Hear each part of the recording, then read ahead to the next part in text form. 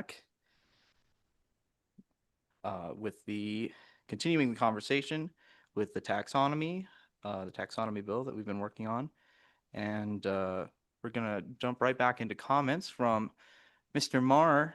And I do want to say I've been working with Mr. Marr, with you, Mr. Marr, for, ever since Chairman Western opted to create this, help create this working group. And so we're going to continue working on this, and there are written comments that are available, and we'll make sure that those are communicated to the committee as we work on these definitions, which I do believe will be groundbreaking and set national standards, and a ton of work has gone into this. And so, but with that, Mr. Marr, in the interest of time, we're going to try to cap this at about 10-15 minutes. And so please consider that, and we will continue working with the committee. But please, for the public's sake, walk us through the remainder of your comments, please. Great. Can everybody hear me? Can everybody hear me? I can't hear anybody. Yes, we can hear you. Oh, great. Okay, wonderful. So I would like to first put it back to the floor. I know I put a lot out there before everybody broke for lunch. Are there any questions from the committee at this point? Committee? No questions from the committee at this point. Okay, great. I believe you were at, you had a second point out of 5. Yes. Of actionable items is where we're at. Yes. Thank you. I would like to, at this point, address Senator Rothfuss's comment or question regarding consumptive tokens, and a question that Director Apollo had brought up, or a concern that he had brought up, which I think is actually very valid and very important. So the first thing that I wanted to speak regarding consumptive tokens is, yes, I 100% agree. I think that is the intent of where we're going here. Senator Rothfuss is to rework and redefine how we have our definitions for consumptive tokens. Shedding a little bit of light on that, I think, is really important. Currently, what we have is a definition in 3429-101, where we speak of consumptive tokens, and that definition, when you think about it, really what the purpose of that definition is, when you dive deeper down into it, is to wrap in this idea of consumer protections. However, we don't need to do it that way. The strategy going forward would be to remove the construct of consumptive tokens as a broad classification that is a catch-all for everything, because that doesn't work, as I mentioned before, because not everything that's a security or a currency is a consumptive token, right? Many kinds of tokens that are not necessarily consumptive. I mean, what is is an airline point exactly consumptive? Is something which is a token regarding reputation in a game, is that consumptive? Well, maybe not. Where is it, from whom is it distributed? There's lots of things that don't exactly fit exactly with consumptive tokens. It will be the case that we will have a designation for utility tokens, which clearly will be consumptive. But the strategy is to take this idea of consumptive token and instead wrap it into language which ties the entire token taxonomy to consumer protections, which are tiered, rather than to a specific utility token. So that is the thought there. The concern that Director Apollo brought up, I think it's certainly a very good one. We do want to be very careful about how we're mapping our token taxonomy. We don't want to get too narrow in our definitions or too focused, where we're running up against what the federal legislation is actually putting forth. I don't believe that we have to run that risk. I think the idea here is to define our token taxonomy in a way in which it is abstract enough where it comes right up to the line, but doesn't cross it. Now we're going to know much clearly where that line is over the next couple months. And if we get something that is actually signed into law, we'll know exactly where that line is. If it's not signed into law at that point at the federal level, then we'll go as close as we can right up to it. At this point, I'll stop for questions, but then I'll break into some thoughts regarding the token taxonomy itself to give you a little bit of a flavor of what that could look like and how it maps into the federal legislation, and then continue on with my fourth and fifth points briefly. Questions? Minnie, do we have any questions? Looks like no. Thank you. And we're going to try to aim for about 5 minutes, respectfully. Okay. Thank you. Regarding the token taxonomy specifically, a framework that's been put forward, which I think is very useful, is the framework that was put forth by Miles Jennings from A16Z. I think it's a pretty good framework. It outlines a combination of security tokens and network tokens and company-backed tokens or entity-backed tokens, also arcade tokens and collectible tokens and meme tokens. The reason why we have all of these different designations is because when it comes to consumer assets, we don't want to necessarily, consumer protections, we don't necessarily want to treat them all the same. It is also the case that this idea of network tokens is really, really important, because the construct of a network token, and this is kind of enshrined in the Wyoming DUNA statute, is this idea that you have a token which is and provides for governance, and that governance, as it's being described in the federal legislation, is this construct of a decentralized governance system. And this is really, really important when you look at the federal legislation, because what they're trying to get at is this idea that you can have a system, and that system is a matter of, as I said earlier, is related to smart contracts or the blockchain itself and how decentralized it is, that you can have this idea of a governance token, in the parlance here is a network token, which allows for the control of these smart contracts and the decentralization of the network, the degree of decentralization of the network. And all of this is actually tied into Senator Rothfuss's earlier concerns about delineating more clearly what is a security token, how is it related to a security certificate or a certificate token, or an investment contract.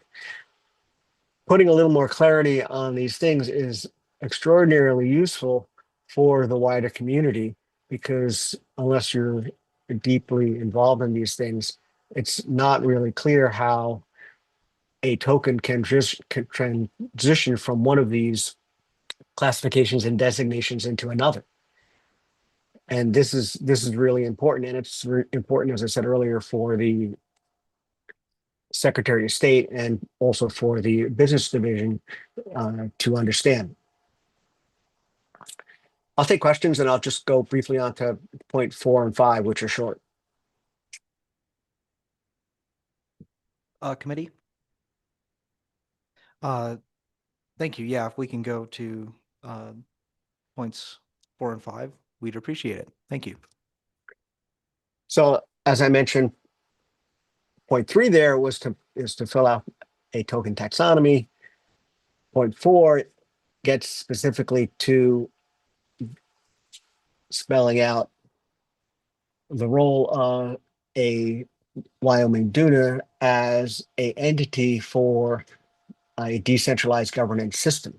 That happens to be specifically mentioned in a recent draft of the Responsible Financial Innovation Act, and we'll see if that, actually a form of that actually gets passed. But we actually would behoove ourselves to put a little more clarity on these ideas of how you can have a token which becomes decentralized, and that the entity for such a token is a Wyoming DUNA. Spelling that out would be, very useful for the wider community.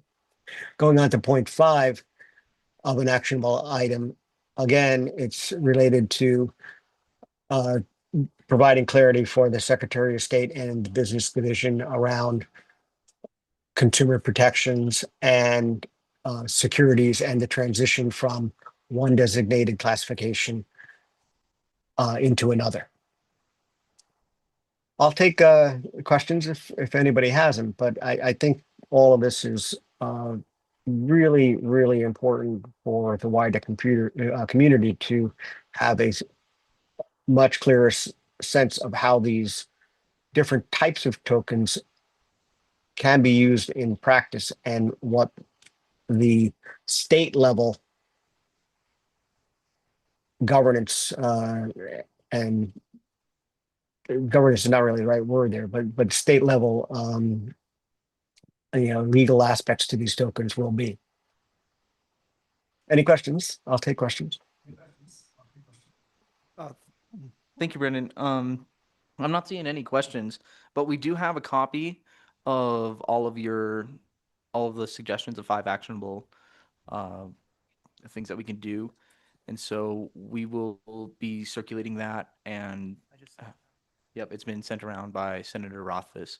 And so thank you for being able to explain this, and for all the hard work that you've done. I really do appreciate it, and I look forward to continuing in the working groups with you. So great. Thank you, community. And thank you, Brendan. So now, if we have any other public comment in the room, please come on up. Please come forward. Welcome.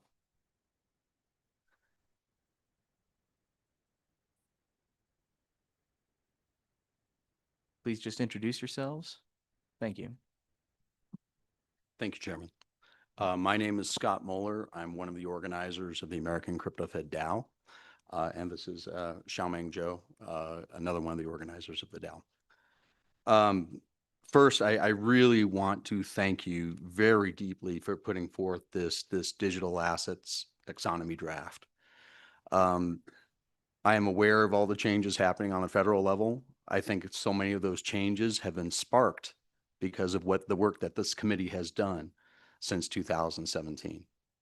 Okay, so you've generated all this activity that's happening on a federal level. Okay, so Wyoming has been the frontier in moving it forward. I'd like to point out one specific in the draft that really cuts to the heart of it for the American CryptoFed. As you all know, we are the first decentralized autonomous organization, having filed with the Secretary of State back July 1st, 2021. And we're still trying to issue our governance tokens. Okay, so on page 14 of your draft, and I'll just read this in full. Governance token means a token that is a representative of shares of ownership or voting rights in a decentralized autonomous organization as defined in Wyoming Statute 17-31-102A II, which is the 2021 DAO supplement, or a decentralized unincorporated nonprofit association as defined in 102, the DUNA, or a similar business entity. And to me, the most critical is this last sentence. A governance token is not a security. Okay. That's our whole fight with the Secretary of State's office right now, is whether it's a security or not. And this makes it expressly clear that a governance token is not a security. One thing I think that the only change I would make to this provision is representation of voting rights. You don't need to have shares of ownership. Okay, and here's my rationale for that. Okay, when we're thinking about a governance token, I'm talking about the American CryptoFed DAO governance token. You don't have ownership of the DAO. We made that expressly clear in our operating agreement, which is our constitution. There is no ownership of the DAO. You have ownership of your token, okay, but that's your ownership of your voting right. Think of it as citizenship. Okay, you are a citizen of America. You are a citizen of Wyoming. You are a citizen of your respective districts. Do you own your district?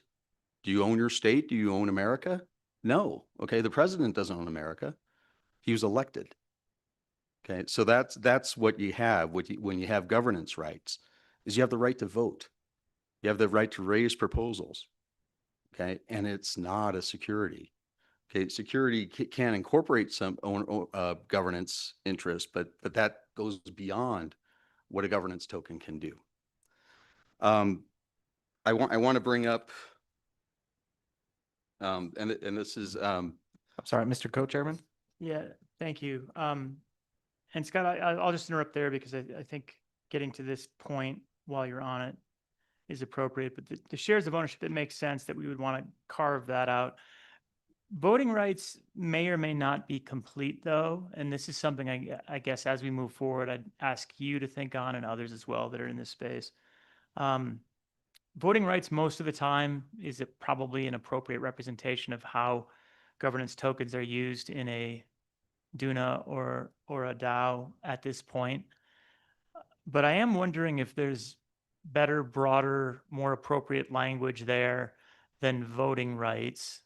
That's a little bit more expansive to try and anticipate what is, the unknown unknowns right now, so that we don't end up in a situation 3 years from now where we have to add some words because we didn't anticipate the direction that the space would be going. So you might not have an answer to that right now, but if we do take out shares of ownership, for good reason, I see that point. Will voting rights be sufficient, or do we want to try and find some better term there? I can only speak for the CryptoFed. Joe may be able to speak deeper, but for us, voting rights is sufficient. I mean, here's the key. If I have that clarity, okay, this enables us to move forward with distribution of our governance tokens to our contributors free of charge. Okay, we're not even charging for it. Okay, we just are distributing. Okay, but that lets us grow and disseminate the DAO. It makes the intent of the DAO clear. It fulfills the intent of the DAO, and it lets us be in a position to flourish and prosper. Okay, and that's all the people need. This is effectively a digital nation, and people's citizenship is their lock, their governance token. Yeah. Joe, anything you want to add on that before I go on? Okay. So I also was thinking today, I'm going to steal some of my thunder from tomorrow. But I was looking at how the Blockchain Select Committee is redefining their personal mission statement. Okay. And here's what you guys wrote. Okay. A, reducing impediments to economic opportunities for technology and technology companies in the state. This would answer that. B, developing policies that encourage technology companies to locate and remain in the state. We are looking to bring so many companies into the state, so many. Okay, and I'm not going to pontificate here because I'm here. Okay, but it's there. Okay, and C, promoting further development of digital commerce actively in the state. That's our full intention. That's why we've been here. Okay, that's why we've been here since 2000. I think 2017 was my first meeting here. In 2018, we started really digging into it. Okay, but this answers all of that. It lets us really fulfill the desires of what I see the select committee doing and why you've taken such efforts to be on the frontier of digital assets. Okay, this is a very small change, and if anything, if there's a trouble with getting all the taxonomy passed, I can understand that. It's a big mouthful to chew. Okay, this is just an appetizer, and it will make a tremendous amount of difference. Final point I need to make is we also have to consider how to ensure that the legislative intent is followed by Wyoming's regulators. Okay.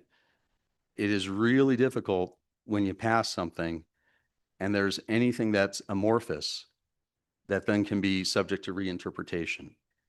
Okay. If you're saying a governance token is not a security and that governance token is defined as solely voting rights, it is very difficult to argue against that. Okay. And it lets us be a catalyst for the state. Okay. I really want success for the state. I want the state to prosper. Okay. And I want us to prosper too. I want our DAO to prosper. Okay. It is very difficult to be held back. Okay. And like to pass on to Joe. Please. Thank you, Chairman. My name is Xiaomeng Zhou, one of the organizers of American CryptoFed DAO. So we have a large group of US merchants are waiting. They came here, testify before this committee. They represented $5 trillion of annual transactions. Just this month, we talked to them again. They are excited about this law, this bill. Say, finally, we may get clarity. And we hope we do get clarity because they have legal department. Without any clarity, they cannot move. They are probably, collectively, they are the largest employers in Wyoming too. So my point is, DAO is still the cutting edge. And I do not see there is any state or federal government try to create a DAO similar to Wyoming DAO. Wyoming DAO clearly defines there is no fiduciary duty. That means you have voting, but not ownership. That's in alignment. And please do not defer to federal government to define Wyoming DAO's governance token. So we hope this session, if this bill is too big, have too many definitions about too many tokens, but just to do one governance token for DAO. This is the cutting edge. And this committee has done utility tokens or other tokens one by one. And it really affects the people's expectation and come to this state. We come and we stay. We try to work with the legislature and try to make things work.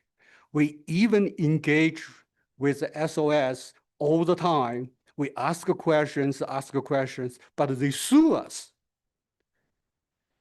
We hope this committee and the Wyoming legislature define what Wyoming governance tokens is, not the court by court, case by case. So that will create a lot of confusion and the chilling effect, and finally nobody will come here. Thank you, Chairman. And like to be open for any questions that you may have. Thank you, gentlemen. Do we have any questions from the committee? Representative Wasserberger, please. Thank you, Chairman. Thank you guys for presenting today. Just out of curiosity, as far as being a token holder, what would make a citizen in the state of Wyoming be interested in holding a token, one of these DAO tokens? Sure. If you're looking at our ecosystem, there's a payment token and there's a governance token. We're only talking about the governance token here. The governance token, it gives you the right to vote. It gives you the right to raise proposals. It gives you the ability to play within governance of the DAO. Yeah, there may be an economic benefit of the token, but that's completely separate and distinct. Yeah. Mr. Zhao. Thank you, Chairman. So when we created American CryptoFed, so we call ourselves a DAO under this legislation, DAO legislation. So how we decentralize ourselves. So the first step is decentralize our governance. How to do it? Have to distribute tokens. And the Secretary of State office say, no, it's illegal. So what's the purpose of the DAO? How can we achieve it? So we just register it, sitting there, argument with the millions of dollars per year. So what can we do? So we need to decentralize ourselves first. We hope this committee create that opportunity for us to comply with the DAO legislation in practice. Thank you. And if I'd like, I want to make one more point. Yeah, go ahead. Sorry, if I may, Chairman. Yeah. Yeah. In our discussions with the merchants and the number when Joe's saying 5 trillion of sales, that's a 2019 stat. Okay, so that we're really way up from that. These are very large scale merchants, and the discussions now are they're looking at coming in mass. Okay, not one at a time, but many. Okay, but no one will enter unless they have legal clarity. Okay, over 50% of these merchants have a presence in Wyoming. Okay, Wyoming is a perfect pilot. Okay, and I'm sorry, we didn't share like our focus. American CryptoFed is looking at creating a monetary system where be the first time that tokens, blockchain-based tokens, are used at the retailer's point of sale, and they're accepted natively at the point of sale. So you're not taking Bitcoin and then turning it into cash. You're using a token. You're buying goods and services in that token. Okay, so that's our payment token. Okay, Lock is the governance token. Who are going to be a lot of the owners of Lock? Many of these large scale merchants. Okay, so it is creating a whole economy, okay, which we wish to have Wyoming front and center at, which is why I've been here since 2018. Thank you. Any other questions from the committee? Hearing none, thank you for your testimony. and Thank you hopefully very this much. Provide some solutions.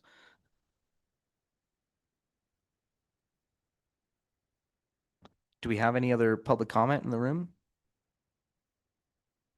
Okay, seeing none. Any online? All right. Well, as previously discussed, the intention really today wasn't to come up with any sort of draft legislation, but rather to carry this forward into another meeting. So, without objection, Mr. Chairman, Representative Filer. in a way, I know this legislation's pretty big, it's broad, needs a lot of work. We got a lot of staff comment. But I think to help maybe move part of it along would be to go ahead and I'd like to make a motion to discuss this legislation and make an amendment to the bill to pretty much delete the whole entire bill except for page 14's lines 21 through 27. If somebody's willing to second that. Do we have a second? All right, so it's been moved by Representative Filer and seconded by Senator Olson. Mr. Co-Chairman. Thanks, Mr. Chairman. I don't think we're at the point yet where we want to narrow it down. I think we can do it. We can have another meeting. We can request another meeting. We would have to request another meeting. And I think this is one of the things that we would put on that agenda is working through this.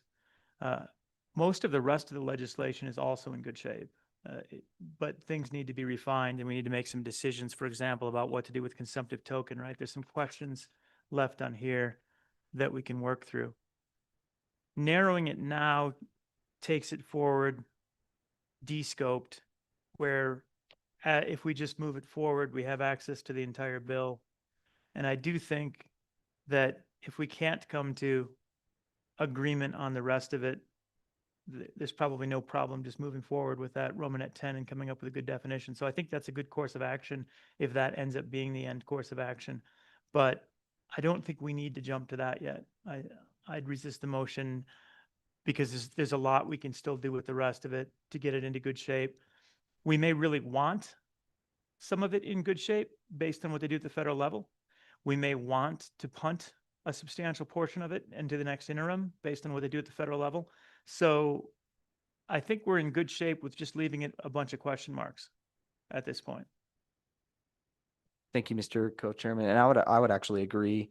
The analogy was made towards getting the entree or the appetizer, and we're making the decision as to what kind of appetizer we want. But there could be more than one appetizer in this draft, and so I would hate to let go of multiple solutions if there are multiple solutions.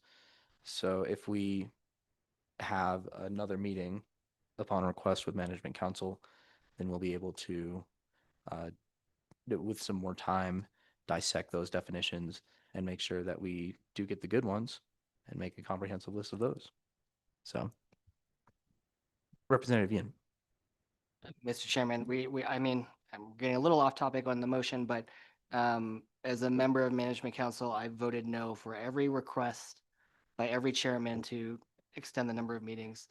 Most of those requests have passed, so you still might have an extra meeting. But the only one that I've been convinced to pass more time for was the budget. So appropriations asked for something to go over the Department of Health budget. I said yes to that. It'll still be hard to convince me to vote yes to ask for another meeting. I will put that out there. Thank you, Mr. Co-Chair. Representative Yin, for your candid honesty. Senator Olson. Yes, thank you. I guess I don't see the harm in moving this forward. I think you could move forward a bill. Basically, what's being requested is a separate bill draft for governance.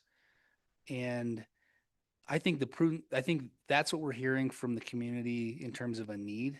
I understand the larger picture of the legislation and the desire to have something bold and big, but you can vote today to move this definition of governance forward and help the industry with an issue that they're having. And then if by chance Senator Rothfuss performs a miracle and gets an additional meeting scheduled, apparently, then we can always do something more then as well, if that's really what we're going to do. But I'm a little skeptical of the reality of that we would get another meeting, just based on what I've seen happening with other committees. And I would hate to not address the governance token issue that's being presented to us. Thank you, Senator Olson. Mr. Co-Chairman. I think the concern there, though, is that the motion is actually to still forward Romanet 10 to the next meeting as opposed to pass it as a standalone bill. I don't know that it passes as a standalone bill. You can't just keep that section. There's more that would have to go into it. And in fact, there are enough changes in remapping existing statute that it doesn't probably stand alone. It might vaguely stand alone.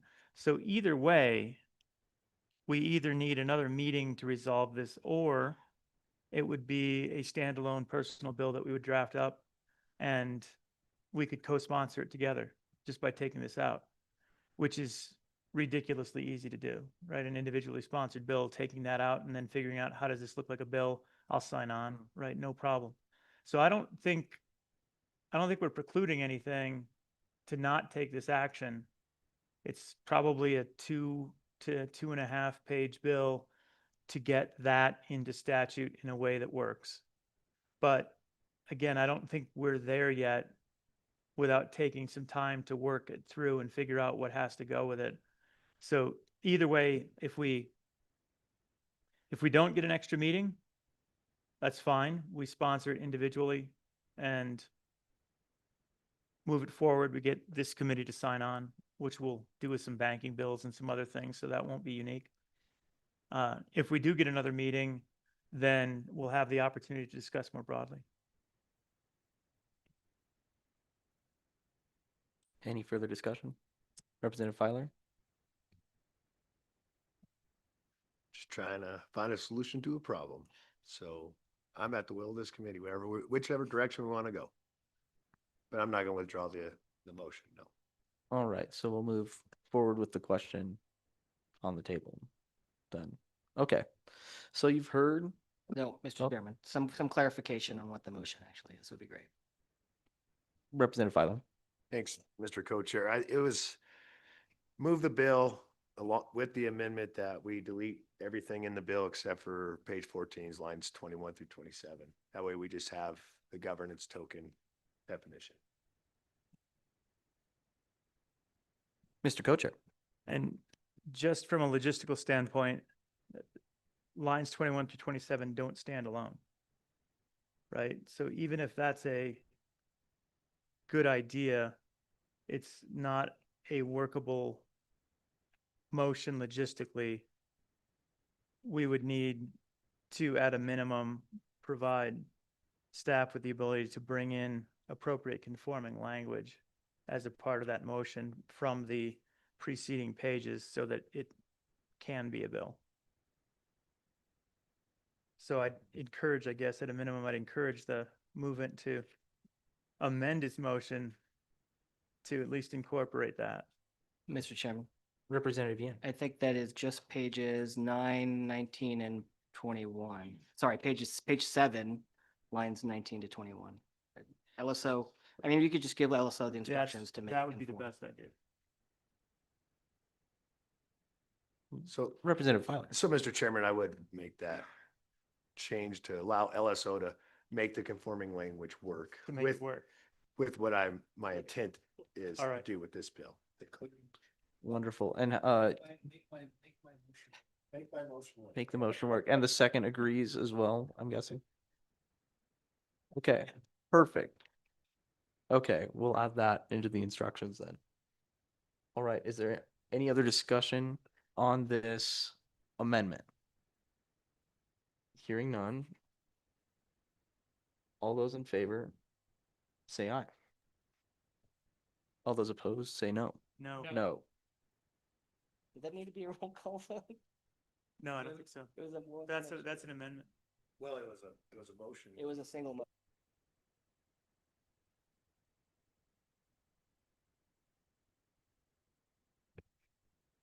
Your motion. We was were to amending that motion. Pass on motion. Mr. Chair. My motion was to go ahead and move forward with the bill as long as it had the amendment of that. So yes, it was actually a two-part motion. So maybe I should have maybe moved the bill first and then we worked on that amendment. But I just jumped right ahead for some odd reason because we're so far behind today. Right. Yeah. So even though we're far behind, let's go ahead and go with parliamentary protocol on this one. So if you want to move the bill as the first portion, then we have an amendment, and then we would cast a vote on the amendment, and then we would take action on the bill. So do you want to move the bill? Mr. Co-Chair, I would move the bill.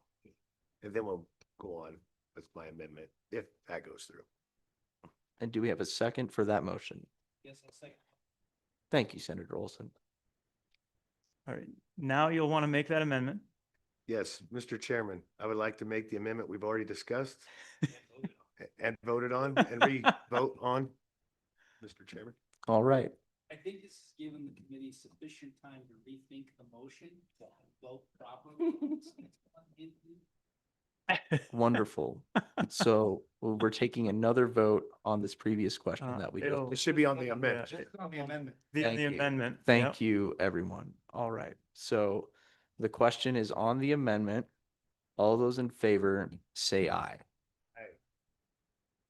And all those opposed say no. No. No.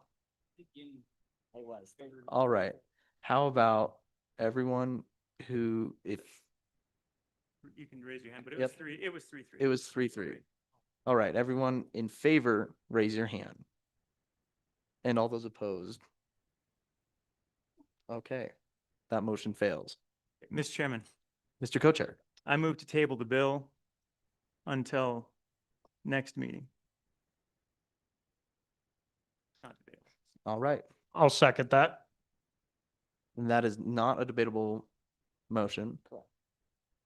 All right, that bill is tabled. No. you Nope. gotta vote. No, we need to vote on Without it. objection or just Yeah. hold the vote. It'd just be all in Pick- favor, pick what you whatever you want. feel like. Without objection, that bill is tabled. All right, Hang on. Perfect. we are on the next item, which is the blockchain interruptible service tariff and consideration of bill draft 26 LSO 55.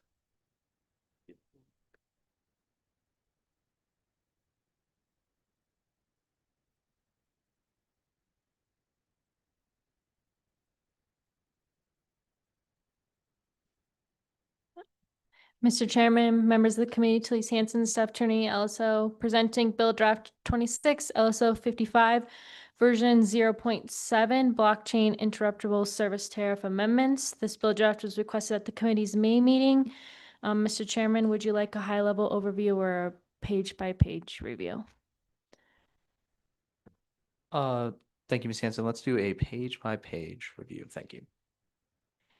All right, Mr. Chairman, starting by walking through the bill draft, Section 1 on page 1, line 12 creates a new statute, 37-3-120. Subsection A on page 2, lines 5 through 11 defines electric utility as an electric public utility, an electric utility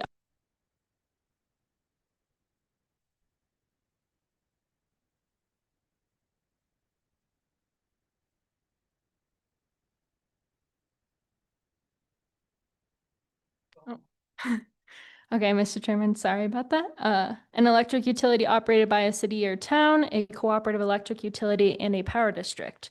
Subsection B on page 2, lines 13 through 21, requires each electric utility to establish not less than one rate for the provision of interruptible service or another load management service to customers beginning July 1st, 2027. The rates established must reflect the costs avoided by the electric utility through actual or potential interruption of service or demand reduction. Subsection C on page 3, lines 1 through 23, allow an electric utility to apply to the commission for an exemption to the interruptible service rate requirement not later than May 1st, 2027, and each May 1st thereafter. The commission must grant an exemption if the commission finds, after notice and opportunity for hearing, that the establishment of an interruptible service rate is not practicable for the electric utility. The bill draft outlines factors for the commission to consider in determining whether the establishment of an interruptible service rate is practicable. These factors include how the electric utility obtains power, the characteristics of the customers receiving electric service from the electric utility, the power production of or procurement costs incurred by the electric utility, and any other relevant factor determined by the commission. Subsection D on page 4, lines 2 through 4, provides that an exemption is effective for the subsequent calendar year. The staff comment on page 4 highlights that the select committee may wish to consider whether to amend how long the exemption from the interruptible service rate is effective for. Subsection E on page 4, lines 15 through 23, provides that if the commission denies an exemption after notice and opportunity for hearing, then the commission may establish an interruptible service rate based on the evidence received during the exemption hearing, or direct the electric utility to file an application to establish an interruptible service rate not later than 180 days from the date the commission denied the exemption. The staff comment on the bottom of page 4 to page 5 highlights that the select committee may wish to consider how the establishment of an interruptible service rate within 180 days from the date of the commission denied the exemption interacts with the appeals process under the Wyoming Administrative Procedure Act. Subsection F on page 5, lines 7 through 15 requires electric utilities to submit the interruptible service rate to the commission not later than September 1st, 2027, and each September 1st thereafter. The commission may require an electric utility to submit additional information regarding its interruptible service rates as necessary to determine whether the rate remains just and reasonable. Subsection G on page 5, lines 17 through 24, authorizes a customer to procure electric service from any other electric utility if the customer is located within a certificated territory or an electric utility that received an exemption to the interruptible service rate. Page 6 through page 7 outlines certain requirements that must be met, including that before providing electric service to a customer, the other electric utility must file a notice with the commission informing the commission of the agreement and provide notice to the electric utility holding the certificated territory. The commission cannot charge a fee or require a hearing before the electric utility providing notice may proceed with providing electric service to the customer. An electric service provided to the customer shall not reduce or otherwise adversely affect the service provided to other customers located in the certificated territory. The electric utility providing electric service may enter into an agreement to utilize the transmission and storage infrastructure of the electric utility holding the certificated territory and may develop and construct its own transmission or storage infrastructure. Subsection H on page 7, lines 21 through 22 specifies that this section applies to cooperative electric utilities. Pages 8 through 11 and section 2 are conforming amendments. In section 3 on page 12, lines 1 and 2 requires the commission to promulgate all rules necessary to implement this act. Section 4 on page 12, lines 4 through 12 provides a split effective date with sections 1 and 2 being effective July 1st, 2026, and sections 3 and 4 being effective immediately. And I'll stand for any questions. Thank you, Ms. Hanson. Do we have any questions from the committee? Seeing none, thank you. Thank you, Talise. Let's go ahead and have the Wyoming Public Service Commission come up. Welcome. You're in force.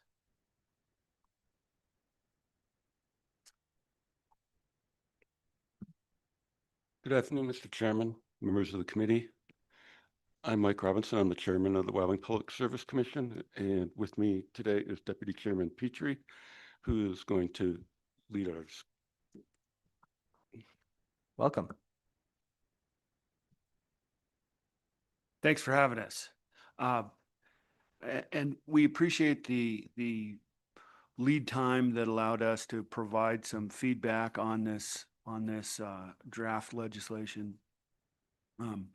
As you recall, and maybe everybody didn't see it, the commission, and it's in the details, the materials for this meeting, there is a letter that I believe Mr. Burbridge transmitted back to the committee in July, and that was a bit of a different approach that the commission was pointing up as a potential alternative to pursue the idea that where there is a place, where there's an opportunity that looks like it has some economic potential from the implementation of some kind of interruptible rate structure, that we would have a specific statutory mechanism to look for that and make sure that we didn't, through inattention or neglect or for any cause, fail to see that, or that our utilities would fail to see that there was an opportunity to do some good and create some economic benefits there. So that was the July 25th response that the commission turned in.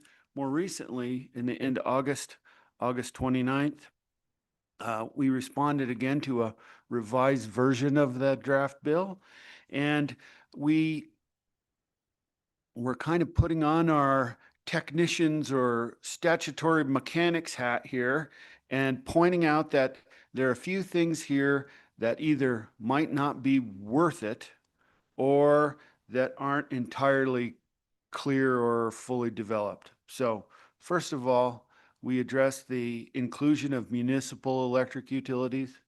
And of course, like I said, we don't want to leave any opportunities on the table. We've got the same goal as everybody in the room, I hope. But as you know, the Public Service Commission doesn't regulate the municipal electric utilities, except in some narrow exceptions where they're operating outside of their municipal boundaries, like the city of Torrington does. There are a handful, a dozen municipal electric utilities in the state.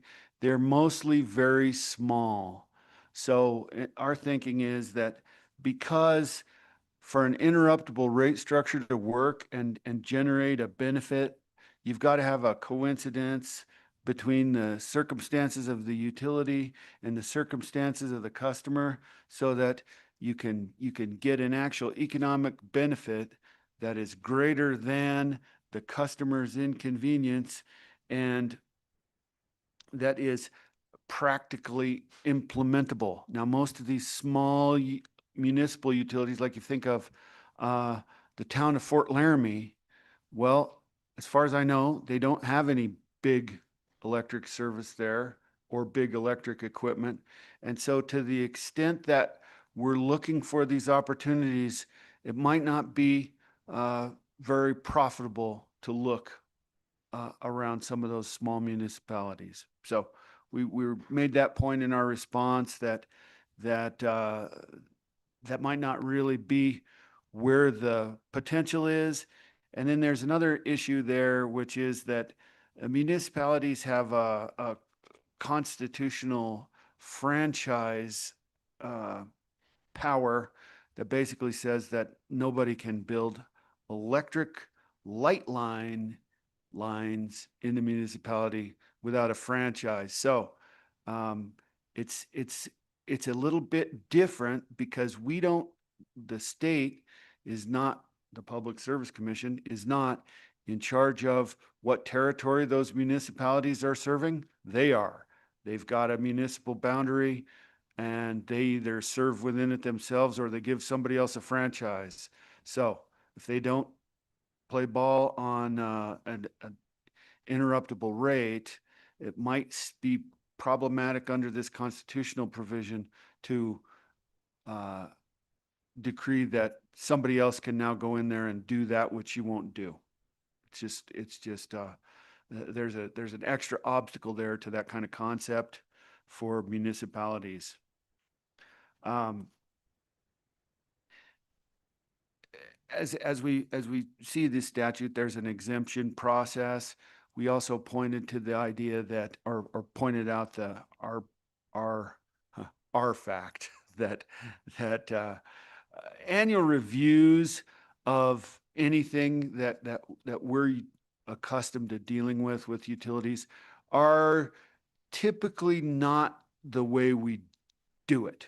We're looking for some reason, not just a calendar deadline. We're looking for some kind of change circumstances, changes in the electric utility sector, changes in the power markets, or something else that's going to drive something. So the intervals for reviewing any exemptions, I would hate to see anything like that on a strict calendar schedule. The utilities have lots of work to do, and the Public Service Commission has lots of work to do. And we really want to be careful that we do not adopt routine procedures that we would be doing probably under the Administrative Procedure Act, contested case provisions. And there's a lot of work that goes on even in the simplest filing. So we don't want to put those burdens and distractions on anybody when we'd rather that they be looking for a way to come up with innovative rates that accomplish good things for the people of the state. A couple other things that we mentioned in the August 29th letter, timing issues.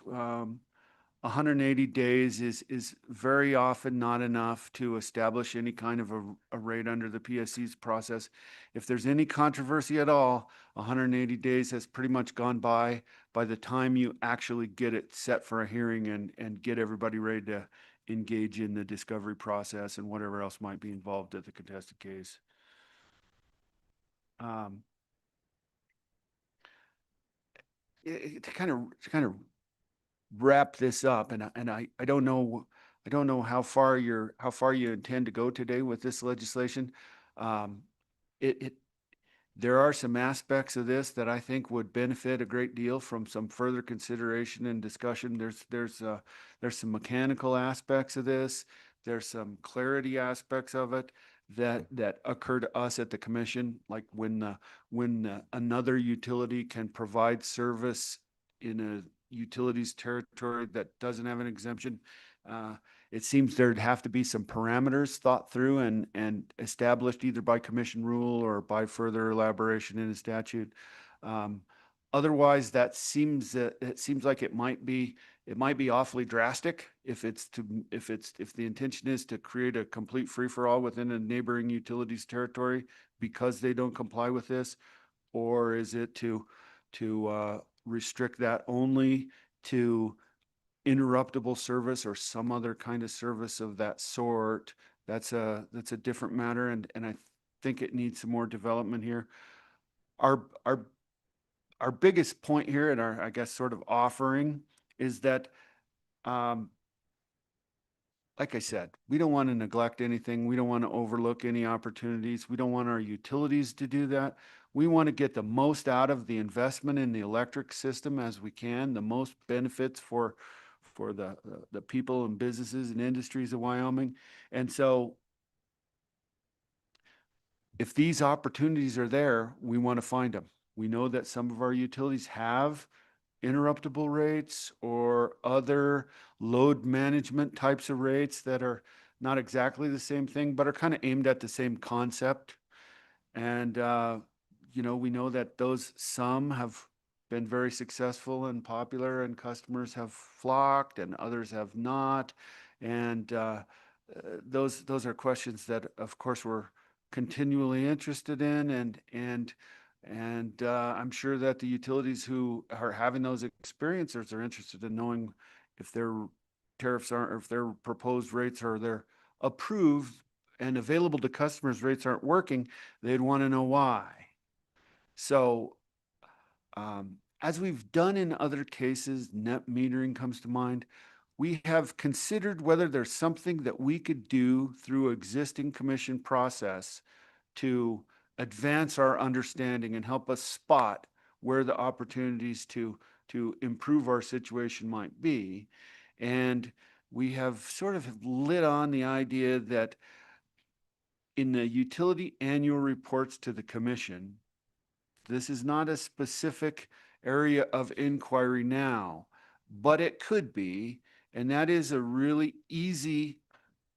relatively easy way for us to get better quality and more quantity of information about what is actually happening between our utilities and their customers, or their would-be customers, or their, gleam in their eye customers. They can report certain information to the commission, and then we can review that, analyze it, share it. In most cases, it's probably not going to be all confidential. And that will potentially lead us to better inquiry points. So if we have utilities reporting that we get lots of phone calls, a lot of inquiries about interruptible service, but we get no applications under our tariff. Well, that leads you, that gives you more of a focus of your inquiry. If there's inquiries, applications for service, and then no actual deployment of facilities or energizing of a customer, that leads you to a different point of inquiry, because that something's not meshing up at a different point in the process. So our suggestion is, besides that, we'll assist with any further discussion on this draft that you've got before you today, that we will pursue some PSC utility annual report additions that will begin to produce some specific information about what's going on with our utilities, with inquiries about interruptible or other load management rates, and the actual applications and deployments of this service. Now, some of that information we get, it's not really organized in a manner that was intended to conduct surveillance on how it's going with interruptible and load management rates. So with that, I've gone on quite a bit here, so maybe there are questions. Thank you, Deputy Chairman Petrie. Correct. Any questions from the committee? Mr. Co-Chair. Thanks, Mr. Chairman. First of all, I'll just start with, I think that last concept, regardless of what we do with this bill, is welcome. We would appreciate having that explored through the annual report regardless. I think that is going to be very helpful. But a couple of questions, and I appreciate the letter of August 29th that does address this bill draft, and I appreciate the earlier letter which addressed a prior bill draft. So this, was moved closer. But as I understand it, there's a few key concerns, and I'll just see if these would be addressing those concerns. On page 2, line 8, included in the electric utility definition is an electric utility operated by a city or town. It sounds like it would be your recommendation to strike that language so that we're not trying to regulate over the top of the cities or towns, and that's based on constitutional concerns. Is that accurate? Mr. Chairman, that is generally accurate. I mean, I'm always a little bit uncomfortable making recommendations, Sure. but I am pointing out certainly that Yep. that there are some special problems about that, and there might not be much bang for the buck there. Okay, thank you. And two of the other concerns that I see really relate to how the reporting is done. Rather than requiring a separate standalone report, include this information in a utilities annual report, a statement of whether they have a tariff and what the details would be. Sounds like that clears up a few of the others and makes it more consistent with existing process. That's the second bullet, and I think the second to the last bullet would be improved based on just rolling these into annual utility reports as opposed to separate reports. Is that accurate? Mr. Chairman, that's right. And the thing about annual reports, the utilities, they understand that they have the obligation. We try to make it as low burden as possible. We have staff that are quite expert at assisting utilities in getting their reports completed, and the reports are in the form and substance of the annual reports is up to the commission. So it's not a subject of a rulemaking, and it's not, it is a subject of an existing statute. Mm-hmm. But my understanding has always been that if the commission desires this kind of information and needs it from the utilities, that it can be required in the annual report, and then you're right on to having the information that you want. Right. Okay. So Thank you. don't really need a statute on that, I think. And Mr. Chairman, the last question is a little more complicated, but it gets into some concerns about the E and F paragraphs and even that Romanet 1 below. The process that begins on page 3, which is the C paragraph, talks about the exemption process. And the way this is structured then is you're obligated to have a tariff, but you can apply for an exemption. That exemption becomes an action of the Public Service Commission that follows a whole bunch of rules, and it goes through your procedure process. And there were some concerns related to timeline, et cetera. And, you know, thinking about it and reading your letter, I wonder if there's any necessity to even having an exemption process. So I'm curious about your preliminary thoughts about really striking C, which would allow striking of D and E, and reformulating just a little bit. So that allows for an exemption, but we can just have a reality on the ground, an obligation to have an interruptible tariff pursuant to whatever rules you put in place for how that looks. And then if you don't have one, you don't need an exemption. It's just an if you don't have one, then ... it goes to something similar to the G provision on page 5, which is that some other entity could provide it within that certificated territory.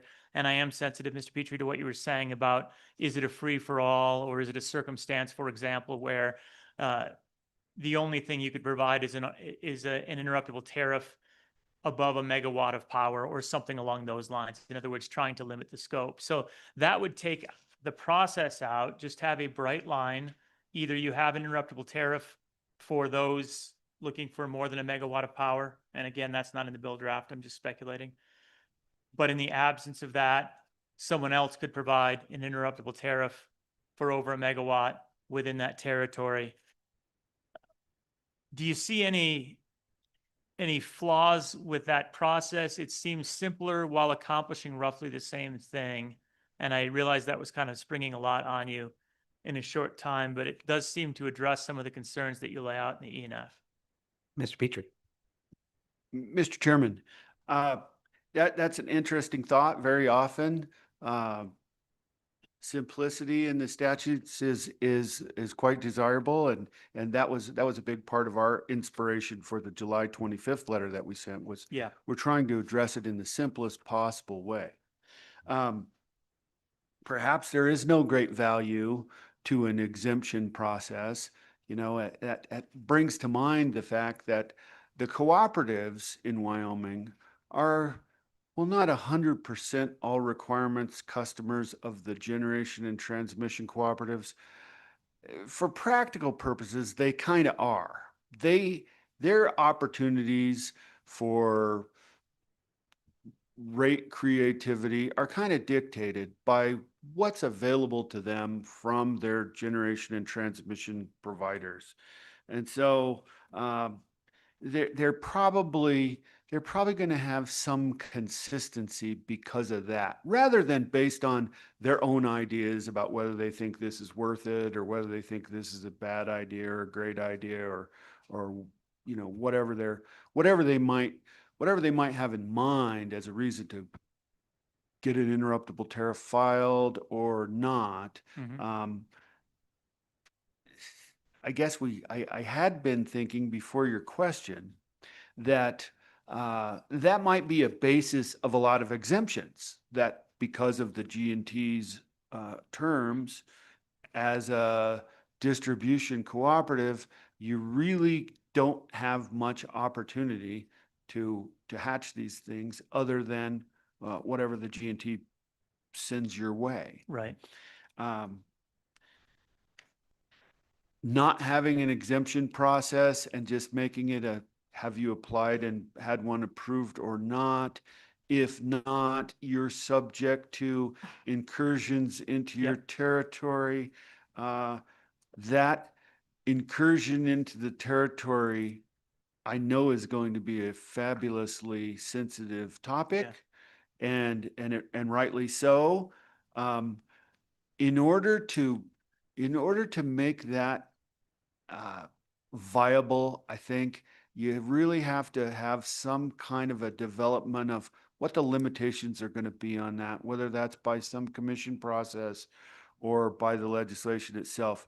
We really wouldn't want to see some kind of free-for-all kickoff just because you are a little utility, a little cooperative utility that is a all requirements customer of a big G&T, and you really don't have the sophisticated metering arrangements, or you just don't have the existing industrial large commercial customers that make this part of your business to get, to get your territory taken over and perhaps on a, you know, a very freewheeling basis if there aren't some parameters around this. So Right. I'd have focused the attention on that, and maybe it may be right that the exemption process itself wouldn't really give us much. Yeah. Mr. Chairman, one more question there. Mr. Co-Chairman. Thank you. That's helpful. And so when I look at pages 6 and 7, also 6 and 7 are entirely providing parameters, subject to the following. So this is providing circumstances for which an incursion could take place into certificated service territories. And then it lays out a lot of details. And I was wondering on those terms, if maybe less is more, recognizing that if we did just describe perhaps in that paragraph G, a little more language getting at what you just said a minute ago, right? These are it would allow an incursion for circumstances of loads above a megawatt or 5 megawatts, whatever that number is, to provide an interruptible tariff, and then effectively going with subject to PSC rule. At that point, it seems to me you probably already have all the processes you need in place to facilitate an incursion. But this is basically just saying this is if we were to say this is a legitimate cause for an incursion under these circumstances, and then leave it to process, or do we need what we see on pages 6 and 7, which provides a lot of detail about how that agreement would be structured? And if you don't want to decide now, that's okay too. Mr. Petrie. Mr. Chairman, that's a lot. And I probably should accept the offer to think about it a bit. And I'm starting to gather the understanding that we may be talking about this again in the future. And so, good question. And how about we get back to you on that one? Perfect. Thank you. Any other questions from the committee? Representative Filer. Thanks, Mr. Chairman. With that, as we're going through this and we're talking about PSC or PSC's, processes and doing this when it's pertaining to this bill, but there is a program like a customer allocation program, correct? Mr. Chairman. Mr. Petrie. Yes. Okay, Mr. Chairman. Representative Filer. And what, because I don't understand fully how that process works. I would like to know what those steps are for a customer allocation program that we have there with the PSC, and how long does it take to get something like that approved? Mr. Petrie. Mr. Chairman, Representative Filer, I'll give you just a general, the most basic type, and that does not typically involve large new industrial scale customers, but I'm not sure that it matters for this purpose. Usually the type of customer allocation situations that we see are small customers, typically residential customers, often out in the country somewhere, where new service or additional services wanted by the customer, and they are fairly close in proximity to the facilities of a couple of utilities, one being the incumbent utility who is assigned that territory, the other being a utility who is not assigned the territory, but either has territory close to that or happens to have equipment that may not be near their service territory, but that could serve that customer. So when the incumbent utility is going to be a lot more expensive, a lot more difficult, it doesn't really have the capacity or the right scale of equipment in the area to help that customer, and the customer is aware of the other utility, either by being referred perhaps by the incumbent utility or because they can see the facilities off their front porch. Either way, they come to know that there's a better opportunity for me as a customer. I don't want to pay this large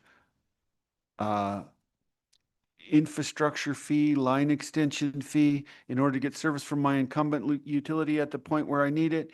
And I have another option, which is the neighboring utility that isn't really serving in this territory, but they could, and that would be cheaper. The utilities and the customer discuss that and agree on it and submit an allocation agreement to the commission. That typically happens pretty fast. I don't think it gets hung up in a that's not a contested case type of well, it's not a case that's likely to produce a contest because everybody who's really interested in it is there saying, we've solved this problem and here's how we'd like to go. Then if the commission approves their agreement, then it's temporarily reassigned, so to speak, and the non-incumbent utility serves that customer until such time in the future as the incumbent utility might be able to resume its responsibility to provide service to that customer, and then they'd work it out at that point. Representative Filer. Yeah, thanks, Mr. Chairman. So that perfect explanation, but I'm more worried of the larger industrial users of power. If it happens to be somebody that's wanting 1 megawatt or maybe 5 megawatts or more, but one utility is it says, well, we can get you power, but it's going to take 2 or 3 years, right? And maybe there's a utility sitting right next to them says, well, no, we can get it to you in 2 weeks because they have the right infrastructure. So that's more of the worry that's more of what I want more information on is how long have you guys seen customer allocation for those projects and how long did those take? I mean, because I'm pretty sure the utilities will fight over a large user, if I'm correct. Mr. Petrie. Mr. Chairman, Representative Filer, we have not seen maybe not any arrangements like that since many years ago. There was a coal mine that was kind of migrating across utility territories. So no, we haven't seen anybody come in with an agreement to allow, you're talking about big service. Megawatts are big. We don't, I always struggle for an explanation of how much that is, and shipping container full of servers, it doesn't really explain it very well. But it's a lot of power. That's big service. That's big utility equipment, and we have not seen anybody that I'm thinking of who's come in and said, we want to allow service within our territory and we want to provide service within their territory, and here's our customer, and we all agree that this is a good solution, and so please endorse this and approve it, commission. We haven't seen that, and as you observed already, big loads are most of the time highly desired by utilities. They like bigger scale. They like to sell more megawatt hours rather than less generally. And so there's much more of a economic and sort of territorial integrity risk, I believe, that they see in those situations. Any follow-up? Nope. All right. Any other questions from the committee? All right. Thank you. Thank you. We'll go ahead and move into public comments, and I have several different names. Going forward from here, let's go ahead and keep these comments from 3 to 5 minutes, just to make sure that everybody has time to make their case on this bill. So first, let's go ahead and have Rocky Mountain Power. Mr. Chairman, as we wait for Rocky Mountain Power, I looked up orders of magnitude power. Diesel locomotive is about 3 megawatts. So Superman is more powerful than 3 megawatts. That's good. Like Wow. 1 Superman or 2? Perhaps. Thank you, Representative Yin. No problem. All right. Welcome. Please state your name. Good afternoon. My name is Tom Carter. I'm with Rocky Mountain Power, and it's great to be in Laramie today. I just have a couple thoughts, and I'm happy to yield to other folks who have deeper thoughts on this. Rocky Mountain Power had an interruptible tariff right up until May of this year. And then in our most recent rate case, it went away. It was called Schedule 30. One of the reasons why it went away is because we didn't have anyone that was interested in it. No one took us up on it. No one was interested in it. But in our most recent rate case, we created a new existing Schedule 114, was approved by the commission on May 1st, 2025. It's a demand response program, which we believe is better. It allows us to enter into a contract with a large user or a potential large user and create a more flexible program for them. It's less prescriptive. And also, we believe it's a better financial option for a potential customer than what Schedule 30 was. Additionally, we have what is called Schedule 400, which is commission approved in March of 2022, which customer may have a load of 10 megawatts or greater and demonstrate unique circumstances or characteristics of load. And then we can enter into a special contract with them. Also allows us to have that service be interruptible. But these contracts must be filed with and approved by the commissions, and they must be 3 years long. And they do work, we believe they do work well or can work well for the types of customers that you are discussing here today. Like I said, we don't have specific interruptible tariff anymore. We can provide interruptible service through these two tariffs, Schedule 114 and Schedule 400. Part of that is because, like I said, Schedule 30 was never taken up. But we do have some customers that are interested in or participating in Schedule 114. And we think that that's good. We think that that shows that the ability to be, to work with the commission and to be able to be adaptable to the needs of the customer can work very well. And then what we like about the current system is that it provides the commission, like I said, with this flexibility and to find solutions that would work for potential customers. And so we don't necessarily have a strong opinion either way on the legislation. We think that what is currently working, currently in code and in statute, as mentioned by the commission, can work for customers. I think that we don't want to tie the hands of the commission. We want to give the commission the ability to be adaptable and provide us with the direction they need. And so that's kind of where we land on this, and I'm happy to yield for any questions. Thank you, Mr. Carter. Any questions from the committee? Mr. Co-Chair. Thanks, Mr. Chairman. You know, on the prior interruptible load, it sounds like there's really no objection to having an interruptible tariff. You just didn't see demand for it. But I am curious, right? You know, we have one utility in the state that I think has been very successful in utilizing their interruptible tariff and has seen a lot of demand for it. And then to hear that you had zero interest. Did you have inquiries? I mean, I guess I'm just surprised because I know from serving on this committee that there has been tremendous interest from cryptocurrency miners to operate all over the state of Wyoming. That interruptible tariff is something that is very specifically useful for crypto miners. And I'm surprised that you wouldn't have had some inquiries associated with it once you had that. Do you have any sense of why nobody looked into it? Mr. Carter. Mr. Chairman, Senator Rothfuss, you know, I don't have the data on how many people or organizations have reached out to us around Schedule 30. Okay. And I don't want to speak on behalf of the other investor-owned utility, although I believe they're online, although it is fun to guess, which would get me into trouble. I believe they are also. Yeah.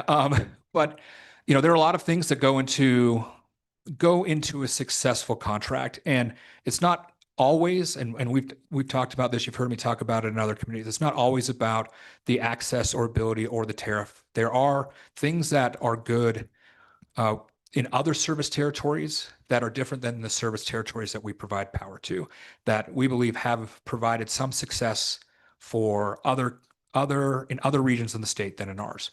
But that's fine, because we do think that this new tariff that we have, Schedule 114, provides that interruptible service that you guys are talking about, that the committee is talking about, in a better way, in a more financial advantageous way for the potential customers. And so giving us the flexibility to do it allows for those potential customers to find a solution that they may need.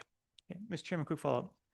So, Co-chair. kind of a quick to the point question. How many total megawatts of power for cryptocurrency mining are under Rocky in the state of Wyoming at this point in time? Mr. Carter. Mr. Chairman, I don't know. I can find out for you, but I believe it's zero. But that would be it's definitely zero, Senator Olson. Then zero. Yeah. Within 1 megawatt, I'd say that, Yeah, right? yeah. But I can double check and get that information back to the committee. That would be helpful. And as you're looking into that, I'd also be interested, this isn't on the interruptible side, but from the large power demand side, megawatts of data center, and they're typically still looking for uninterrupted power. So it gets to the large load side that you were talking about with the schedule. I think that's the schedule 400 that you're looking at with the large load.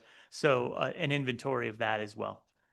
Mr. Carter. Mr. Chairman, I'm happy to provide that information as well. Now, I can tell you that we have yet to sign up any potential data center customer under Schedule 400 or under the large customer contract agreement that we've entered into under our last rate case settlement. However, we are constantly in negotiations and constantly trying to find solutions for this. And like I mentioned, there's more to this problem than just electricity. And if you don't mind, Mr. Chairman, I'd like to share with you a situation that we went through about 3 months ago, where we were sitting down with the end user of one of these data center customers. So not a developer, but actually the technology partner, and said to them, we're happy and we can, based on your needs as well as your ramp rate, we could probably co-locate you next to the DJ power plant. And they were like, whoa, that is interesting. 200 megawatts up to a gigawatt gets you going as to what you need. And they said, okay, but where is that?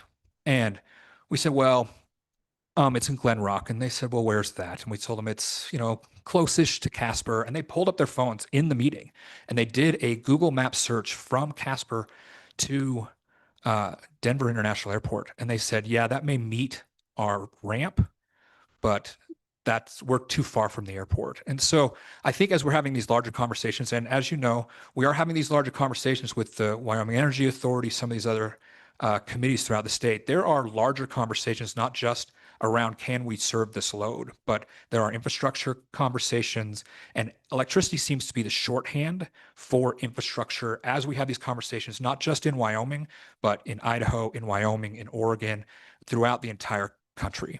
And happy to provide additional information to this committee about the conversations we are having.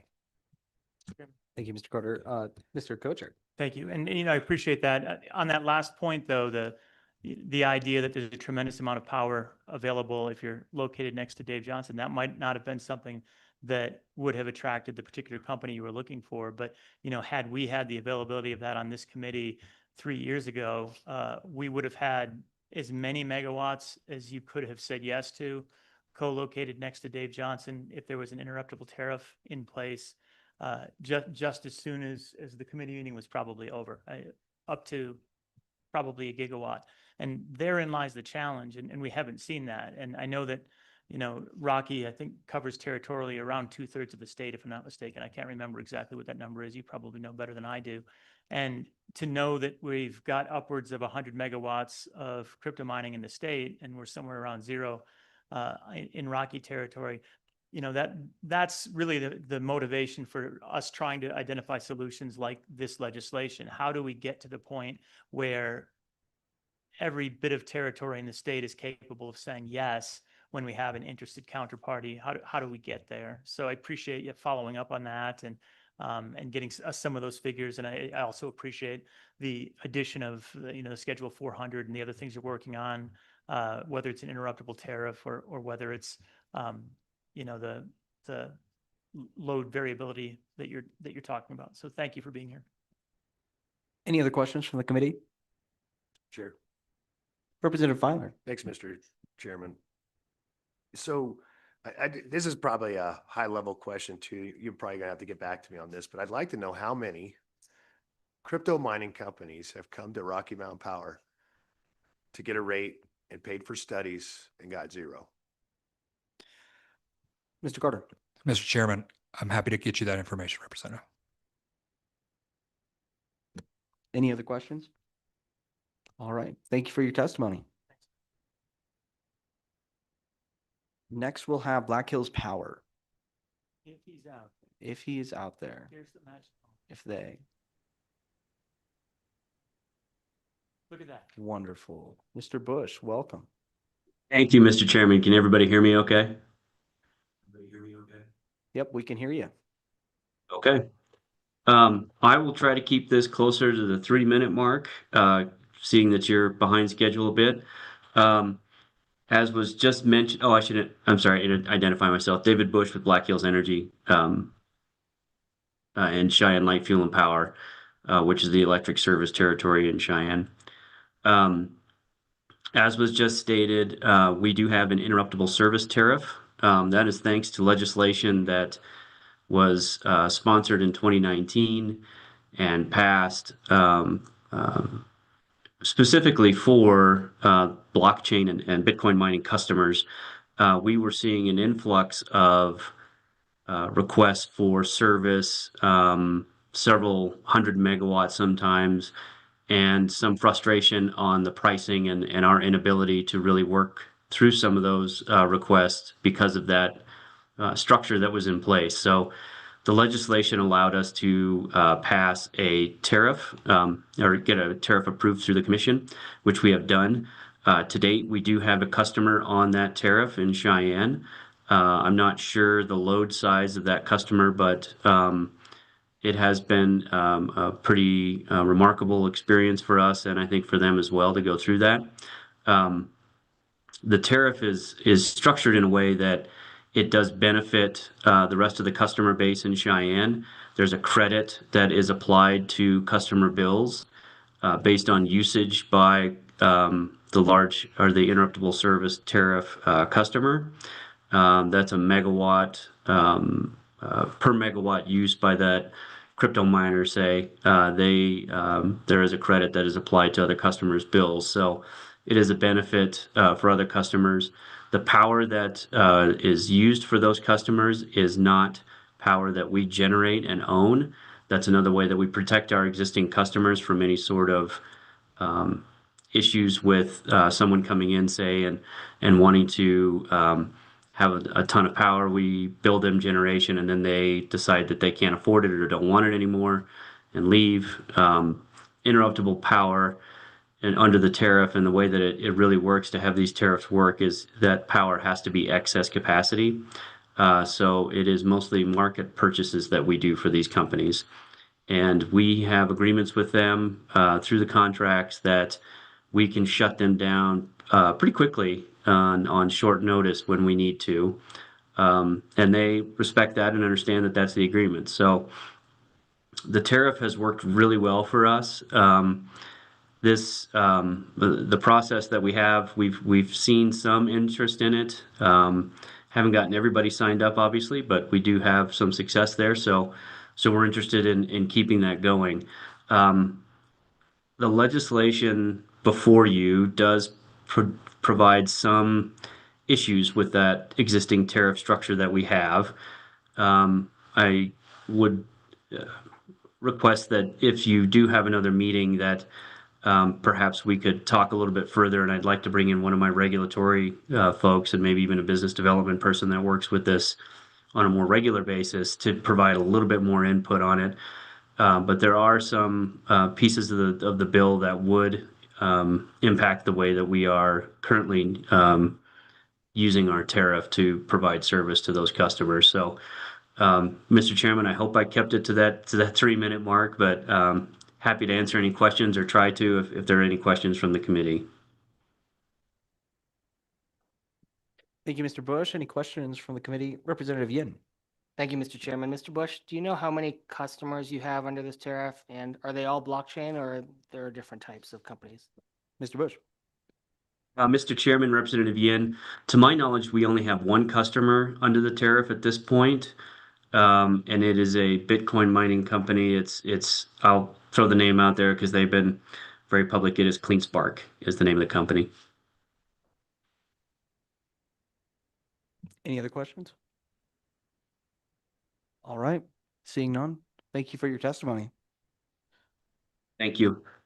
The next, thank you. So the next folks will be Wyoming Rural Electric Cooperative. Bring up Basin. Yeah, they're all coming up. Okay. Perfect. Oh, got the team. Okay. Bring up. Welcome. Good afternoon, Mr. Chairman, Mr. Co-Chair, members of the committee. Good to see you all again. My name is Sean Taylor. I'm the Executive Director of the Wyoming Rural Electric Association. I appreciate the chair and co-chair reaching out to me after the last meeting when a few of my members were discussed and we weren't in the room to either rebut or have a dialogue. So appreciate the invitation to come here before you today. I'm going to just talk briefly about the legislation and then turn it over to the big brains to talk about some other things.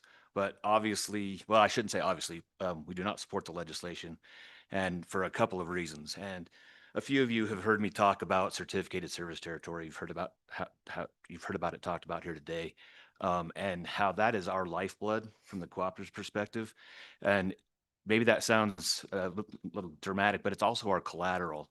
Given our governance, our nonprofit nature, that is our collateral. So when we go ask banks for financing, the certainty that we have that certificated service territory and that any new customer, be it a residential or large industrial that locates in that territory, we know not only have the obligation to serve, but we want to serve because that helps rate stability and reliability for every other member within our service territory. So any attempt to degrade or change those territories, except through a customer allocation agreement like Representative Filer brought up, we have always and always will be opposed to because of that reason, that threatens our co-ops. The other reason we're not a fan of the draft bill is it does to some extent bring the co-ops back under PSC rate regulation. And I'll give you all a quick history lesson. About 20 years ago, we passed a bill and signed into law where the co-ops, with the exception of one, and they're here today, would go to their members and ask for a vote to whether they wanted to stay regulated under the Public Service Commission for rates, or as we say, we're self-regulated because we are nonprofit. Our members own the co-op, so we have no reason to overinflate rates because we give that back to our members at the end of the year anyhow. And so we got the bill passed. Every co-op went to their membership and asked for a vote. Every co-op unanimously, their members voted to get out from under PSC rate regulation. Under the bill, there are provisions that allow both for the membership to vote the co-op back under rate regulation, or a customer can take a rate protest, if you will, first to the board of directors. And if they're not happy with that, then they can take it to the PSC. And I'm very proud of the fact that in the 20 years that we have not been rate regulated, no one's ever taken a rate to the PSC.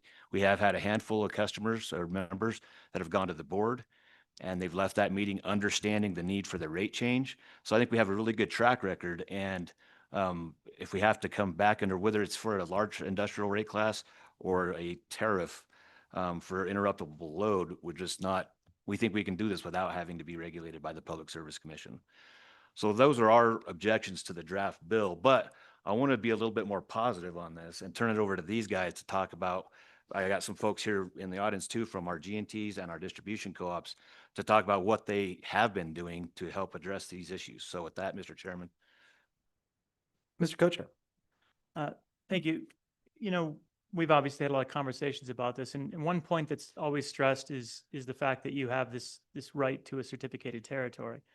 But what isn't stressed is what that's traded for, which is an obligation to serve, right? That's never what's brought up as the key point. It's always we were given, we were granted the certificated territory. This bill is drafted in a way that you've got an obligation to serve by providing an intermittent tariff or an interruptible tariff. And it simply says that if you can't provide that, you're basically failing your obligation to serve, and therefore there will be an exception to the certificated territory. Now, we talked a little bit, and I know that you were listening to it, about trying to limit it and make sure that it's very clear that you're only losing access to the certificated territory to the extent that you can't meet a specific obligation to serve. And I think it needs more language in that to say, for example, interruptible tariff over 1 megawatt, something along those lines. But I guess my quick question, and as you answer as well, you can give this some thought, is why is the state obligated to honor the certificated territory under a condition when you're not honoring the side of obligation to serve what is clearly a significant market demand? Mr. Taylor. Mr. Chairman, Mr. Co-Chair, I guess that's where we've always kind of butted heads. We've never said no. If somebody comes to our co-ops, whether it's the G&Ts or the distribution system, we tell them what we can do, how quickly we can serve them, what the rate schedule is, all approved by and what the line extension policy is, all approved by the PSC. The customer allocation agreements that were talked about earlier, off the top of my head, I think we could probably meet the needs of this legislation by maybe codifying the customer allocation agreement, because and when Mr. Petrie talked about it might be more expensive for this customer to be served by the incumbent utility, that's the cost of service to serve the customer. That's not rates. So you can't go rate shopping because we are a fully regulated state. So it's not about rates, but if we come to a customer allocation agreement where, yeah, we can't serve this customer right now in a costly manner, but our neighboring utility, whether it's another co-op or another IOU, could, then we enter into this agreement where that neighboring utility would serve that customer up, and it would be in the agreement up until the point that the incumbent utility could. So we're not saying no, we never have said no. It's just I guess, the want, the need, the demand doesn't always fit between the incumbent utility and the customer making the request. Follow-up? Quick follow-up. Mr. Co-Chair. And I understand that, but the idea, again, from your perspective, the fact that you don't have the capacity today and it'll take a long period of time to meet their need, but you're willing to meet their need, is equivalent to serving your obligation to provide dispatchable and reliable power. I guess the question is, why should the state necessarily think of it that way? Because again, it's a trade of a certificated territory for an obligation to serve. If you can't serve today and someone else can serve today at a reasonable rate, I'm failing to see how it's not, just from a fairness standpoint, appropriate to recognize that time does matter, particularly in a business world. And I can see certainly that it doesn't make any difference really to your co-op members, because it doesn't affect them. They're okay with it being a slow pause. They're okay with it being a 10-year solution, because these businesses are not yet members of your co-op, right? So they're not of concern. But this is something I've struggled with, and we have talked about it before, is why does interested industry, or even local industry to industry, have to operate on the timeline of what seems okay with the co-op when there's an alternative that may be available? I'm not saying it is, right? But the possibility of an alternative available where somebody can provide reliable and dispatchable power 3 months from now. Mr. Taylor. Mr. Chairman, Mr. Co-Chair, I'll probably let these guys take a stab at that as well. But first of all, we care about all our members and potential members, right? We want everybody to be able to thrive in our territory, in our certificate service territory, because it does help everybody in the co-op. And so that's why I think these guys talking about what they have been doing and are doing to try and address some of these situations that we've talked about for a couple of years now might get us there, might not. But and I don't know if I even answered your question, but I'll let these guys give it a shot. Thank you. Welcome. Just please introduce yourself for the record. Hello, Mr. Chairman, members of the committee. My name is Matthew Fitzgibbon, and I am the Vice President of Planning and Analytics at Tri-State Generation Transmission. As you know, Tri-State is a wholesale generation transmission cooperative serving 40 utility members across 4 states, including 8 electric distribution co-ops here in the state of Wyoming. As it relates to programs and offerings and incentives for the flexibility of a load, Tri-State has a long history of working collaboratively with our members to develop programs that empower our cooperatives to both attract and retain customers and provide flexibility and efficiency for their operations. As a FERC rate-regulated utility, Tri-State has a robust process for both developing these rates and these member programs that have an impact to the wholesale cost to serve. including our most recent demand response rider filed and accepted at FERC effective May 20th, 2025. I do want to note that this tariff, the incentives are founded in the costs avoided by a utility during interruption, as outlined on page 2, lines 17 through 21. Tri-State's demand response rider includes programs for irrigation, commercial and industrial, residential end-use members. Some specific end uses, just to clarify, include irrigation pivot load control, non-specific C&I load over 300 kW, smart thermostats, and battery energy storage, both behind the meter and at the distribution level. A key feature of these programs is that they all include some form of reservation payment, which ensures that Tri-State's members and their end-use consumers receive a defined benefit stream regardless if a demand response event is called. This is a distinct similarity to any form of interruptible load rate. Additionally, our programs were benchmarked to others across the country, including those here in Wyoming, to ensure that we have an effective design. Looking into the future, we do plan on continuing to work collaboratively with both our membership and large C&I members to increase the options available in the C&I programs, providing even more flexibility and ability to participate. This could include, if you have a shorter response time, more value is received.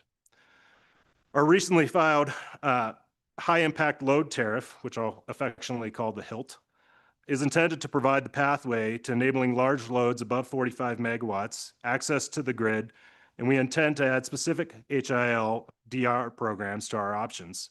This is another example of collaborative tri-state program design that reflects member and key stakeholder input. This is also the pathway to that obligation to serve, giving a defined timeline, how we can move forward, how an entity can bring forward resources in association with their load, and how they can get online quickly. I provide this context as it relates to the legislation at hand. Tri-State believes that legislation requiring interruptible load rates is unlikely necessary, as utilities already have set paths, such as those I described, to address member and end-use consumer needs through existing rate-making processes. Tri-State's FERC-approved demand response rider and HILT are recent examples of this and are being leveraged by our members already to attract and retain customers. Further, Tri-State does have overarching concerns with the punitive language contained within the legislation that appears to revoke a utility's certificated service territory for non-compliance of its interruptible load rates. If this is the intent of the bill, Tri-State emphasizes that this level of penalization for Wyoming's rural cooperatives is extreme and would be in violation of the regulatory compact, which has long served to benefit and protect all consumers. That concludes my comments. Thank you. Do you have any questions from the committee? Thank you for your testimony. Chair.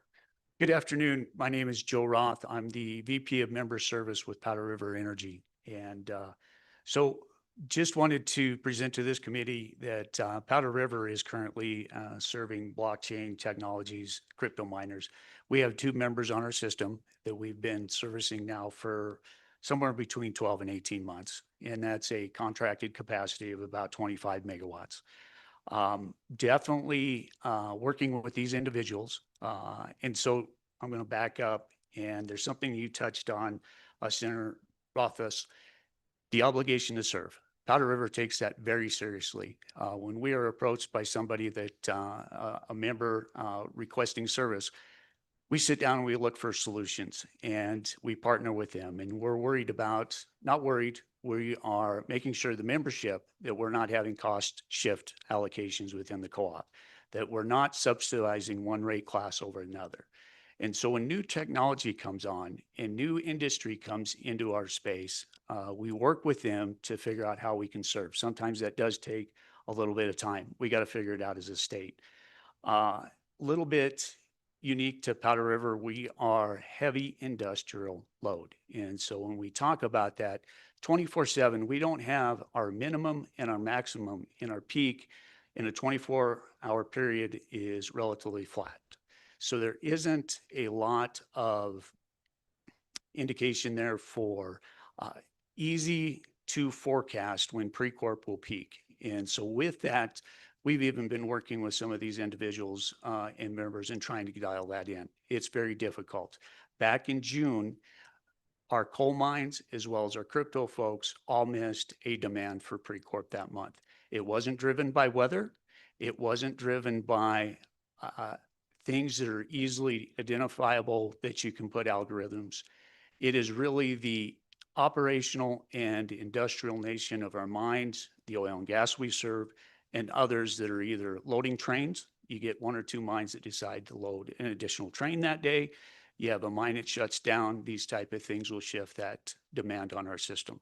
So that demand response, looking for that sweet spot, is a very daunting task, and we're working on it. We are trying to figure it out because Precorp is taking steps to install battery storage on our system so that we can manage our demand from our wholesale power contract. And so with that, we need that tool as well. We still think that that is 12 months, maybe 18 months before we actually get that stood up. It is a engineer's dream, right? It's a very complicated set of equations trying to figure out how you go about forecasting something. It's driven by industry. It's actually driven by the very businesses we serve, is based on their decision to load a coal or load a train, mine excess capacity, fill a silo, whatever that is, have a drilling rig come in and set up and drill. So with that, where we're at today, just fast forwarding, I know trying to keep this all in 3 minutes here and everybody's looking at me, hurry up, come on. We want to go home yet this evening. With that, we continue to work with those folks, and Basin does offer an interruptible rate, and it's more probably of a demand management type of arrangement there. And so with it, there's an opportunity that they would be able to run 75% of the uptime. That 25% then is that, how do we get to a spot that makes sense both to the utility and the member there, as far as that partnership, figuring out the economics. Commissioner Petrie spoke about the economic benefits. As we look at this bill and a true interruptible rate, the way I look at it, you're asking somebody to curtail load. The reason you're asking them to curtail load is you out of your generation resource, or you're looking to the market or something there. And so in our case, I would say, I'm not sure in Northeast Wyoming if that market signal truly exists in there for an interruptible rate in which there's that potential that we're going to fall short. And again, just looking at Precorp specific, I'm speaking to here as far as our load, just minimal as far as that day-to-day load curve that we see within our utility and stuff. Do applaud the work of this committee. I do like anything that's driven economic development. End of the day, we want to sell electrons. That's what we do. And that's what the service we provide to our members and stuff there. And again, the obligation to serve, we don't take it lightly. It's talked about daily within our organization. Thank you. Yep. Thank you, Mr. Robb. Any questions from the committee? Representative Filer. Thanks, Mr. Chairman. You mentioned the cost shift. Could you explain, there's some inception out in the public. Maybe this committee doesn't totally understand. But your industrial users, do they pay for all their own infrastructure so it's not cost shifted to your ratepayers? Mr. Robb. So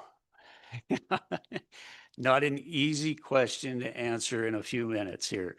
And so we are rate regulated.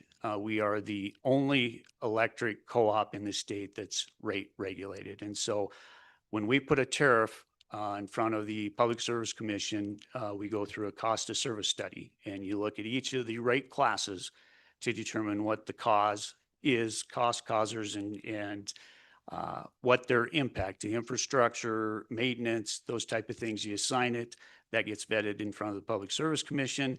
There's a process there where you have open meetings so that industry is invited in to even challenge us on those rates. The cost of a cost of service study is, you got to have a test year, and then you go through the accounting process and assigning that and looking at it inside of that. And as a co-op, we're nonprofit, right? So we got a margin there that we're looking for, but it's just so that we stay afloat, so that we maintain our financial obligations to our lender, which is RUS. And so they have certain O tier, it's your I brought up a term I probably shouldn't have, but it's a expense to income ratio that they look at to say that you can still continue to borrow money, that you're a good fit financially. Any follow-up, Yeah, Representative Filer? Yeah, Mr. Chairman, just a quick follow-up. So because I know a lot of the larger industrial users, they have to put in, all their own infrastructure to where it doesn't go to the ratepayer, to the utility company, then usually takes that over. Probably has some sort of a contract that does maintenance where the utility does the maintenance, and you still charge the customer who paid for the infrastructure. Do you guys use that infrastructure as far as your portfolio in order to borrow money of infrastructure that you guys actually did not pay to build out? It goes on our books at $0. So it has a net book value of $0 because it's paid, right? We're not depreciating it over time. But it is part of the overall asset of the utility, absolutely. And one more, Mr. Chairman. Representative Filer? Do you guys, because you said you're a rate-based, you're pretty much regulated on your rate base of what you could charge for whatever, it's a large industrial user, maybe residential, whatever it might be. Do you guys have leeway when somebody does build out all their own infrastructure and pays for all the maintenance of that infrastructure to provide them the service? Is there something within there that allows you to at least reduce their rate for what they're putting into the infrastructure for your company? Absolutely. It's called kayak, aid and contribution of construction. And that's what we use. And so that doesn't have a rate pressure, right, inside of other members, right? The utility isn't making that investment.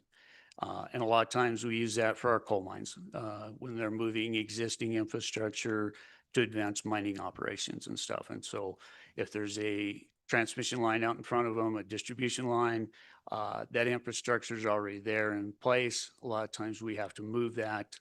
That's kayak. We look at that same new load in that same light. If industry partners, they pay for whatever system enhancements are required to bring that load on. And as far as the infrastructure itself, that's still, depending on where it's at, voltage and distance, if you're talking a transmission line, still has to come back in front of the Public Service Commission. They're looking at that to make sure that it doesn't have any of those cost impacts, right, to rates and those type of things. And you're looking for the certificate of public convenience and necessity, which is what the order we received from the Public Service Commission. That's it for now. All right. Any other questions from the committee? All right, seeing none, thank you. Thank you. Next on the list, we have Basin Electric Power Cooperative. Please come up. Welcome.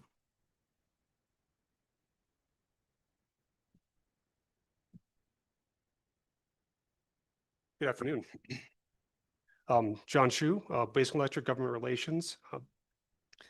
Basin Electric is a 9-state footprint generation and transmission cooperative. We serve over 3 million customers, and in fact, we serve some of the customers here in Wyoming, which you've heard from today. I don't really have a lot to add on to what's already been provided. Obviously, we share the similar concerns. I would like to also probably just a little more maybe what Base is doing. I know that you've heard that we have an interruptible rate. We also have a direct curtailment rate. On top of that, to address the concerns of large loads, we also have a large load program that we implemented in June. So we have a lot of ability to address and apply our business model to a variety of business situations and arrangements. And I think we have the ability to address most of these large loads as well. Thank you. Any questions for Mr. Shu? Representative Filer? Thanks, Mr. Chairman. I do have one. With your curtailable load customers, sure, is there anything that Basin does provide those customers with so that they can better pinpoint times of high peak demands or those types of things, so that way they don't go into those high peak times and get really hit on their utility bill because they are the curtailable load and they are the ones that built out their own infrastructure to get served power? Do you guys have anything that maybe in the process of helping those customers get to that point? Mr. Shu? Mr. Chairman, Representative Filer. Thank you thank you very much for that question. A lot of that is we conduct with and through our member cooperatives. And so to the extent that they have the availability and the ability to do that, we can actually work with them on that. Through a direct curtailment rate as well, I will say that some of the metering, we work directly with the customers as well.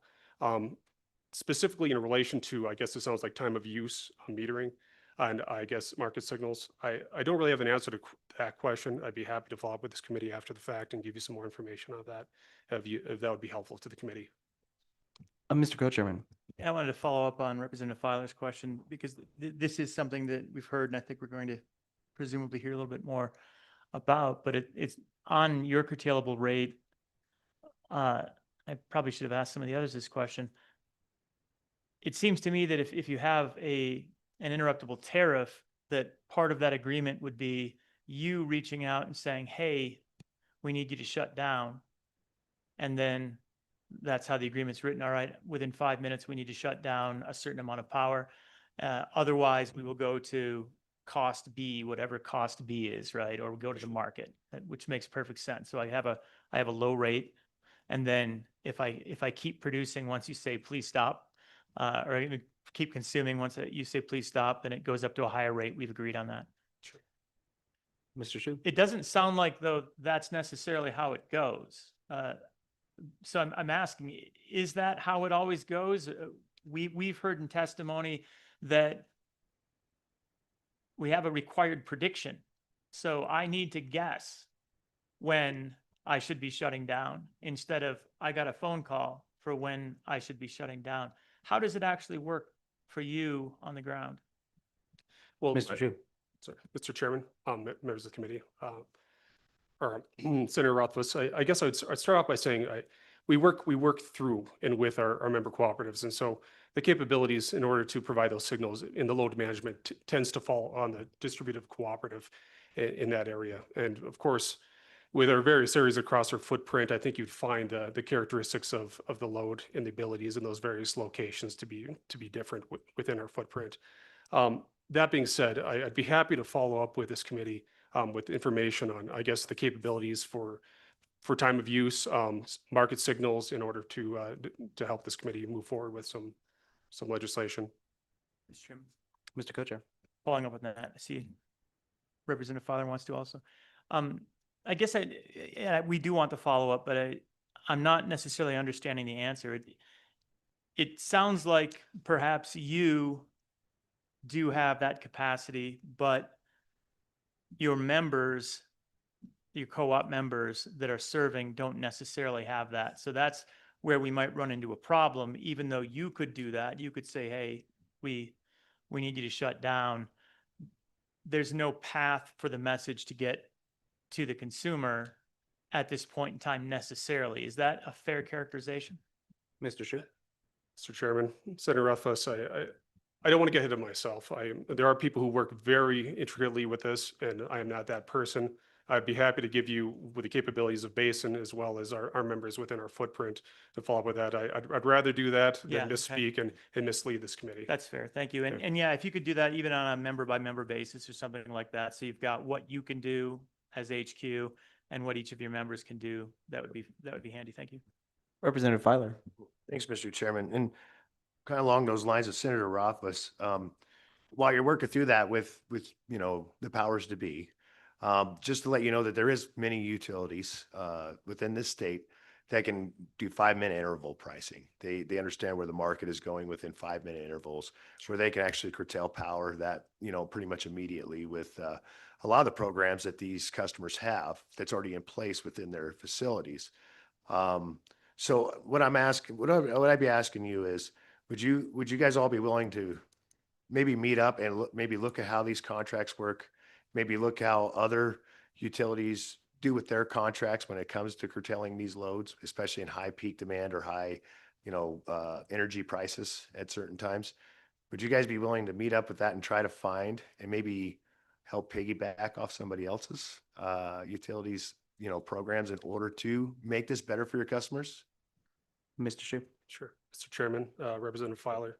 I guess my response to be that is we're always doing that. That it's a continuous process, and we're always looking at what others offer as well as what can be offered within our systems and areas we can improve.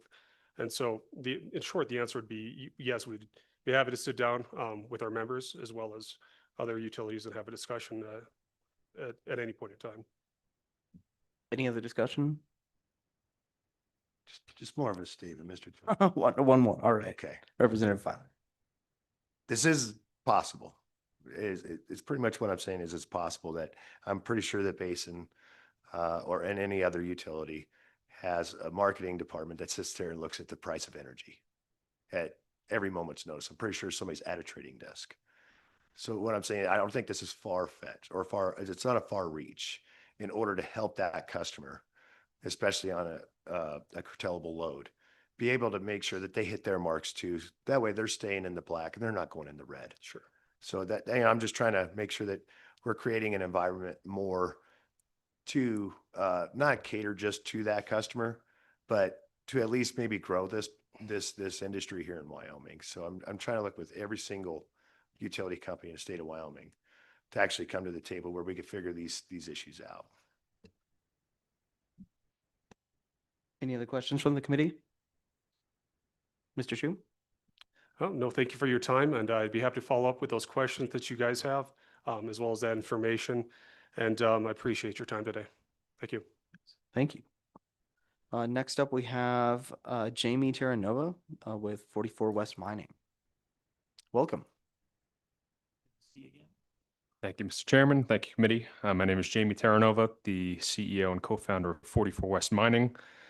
We run a Bitcoin mining operation in Campbell County up in Gillette. We were founded in 2022, officially commissioned in September of 2023, so running for a little over 2 years now. During that time, the Bitcoin mining industry has gotten particularly competitive, with one metric being hash rate almost quadrupling during that time. So as a result, mining economics have become very challenging. Additionally, there has been a groundswell of institutional money that has gone into the sector, leaving a lot of smaller miners like us, being a self-funded, family-run business, at a severe disadvantage. So as we look to the future of what cryptocurrency mining and with larger applications in high-performance computing and AI might be going forward, I think it's clear to everyone here that something needs to change for Wyoming to remain competitive. We've heard the challenges on from the utilities and the co-ops in implementing structures. It's not simple, and we're very sensitive to that. However, there seems to be, in between the lines, should be something to figure out that works for everyone. And I would like to note that we've testified several times before this committee, and in each time we are not only taking the position of promoting our business and our profitability, but as we extrapolate what that can mean. If there is a program that supports the growth of the industry, what that can mean for local economies, tax revenue going forward, as we've seen in other states, namely Texas. The feeling is that there's an opportunity being missed statewide here by and large. So with that, I'll conclude and take any questions. Thank you. Any questions from the committee? Mr. Chairman, I have one. Representative Filer. Hey, thanks for coming today. And is there, if you feel comfortable, can you give me like one or two examples of what is holding your company back from being more profitable and being able to expand? Thank you, Representative Filer. Thank you, Chairman.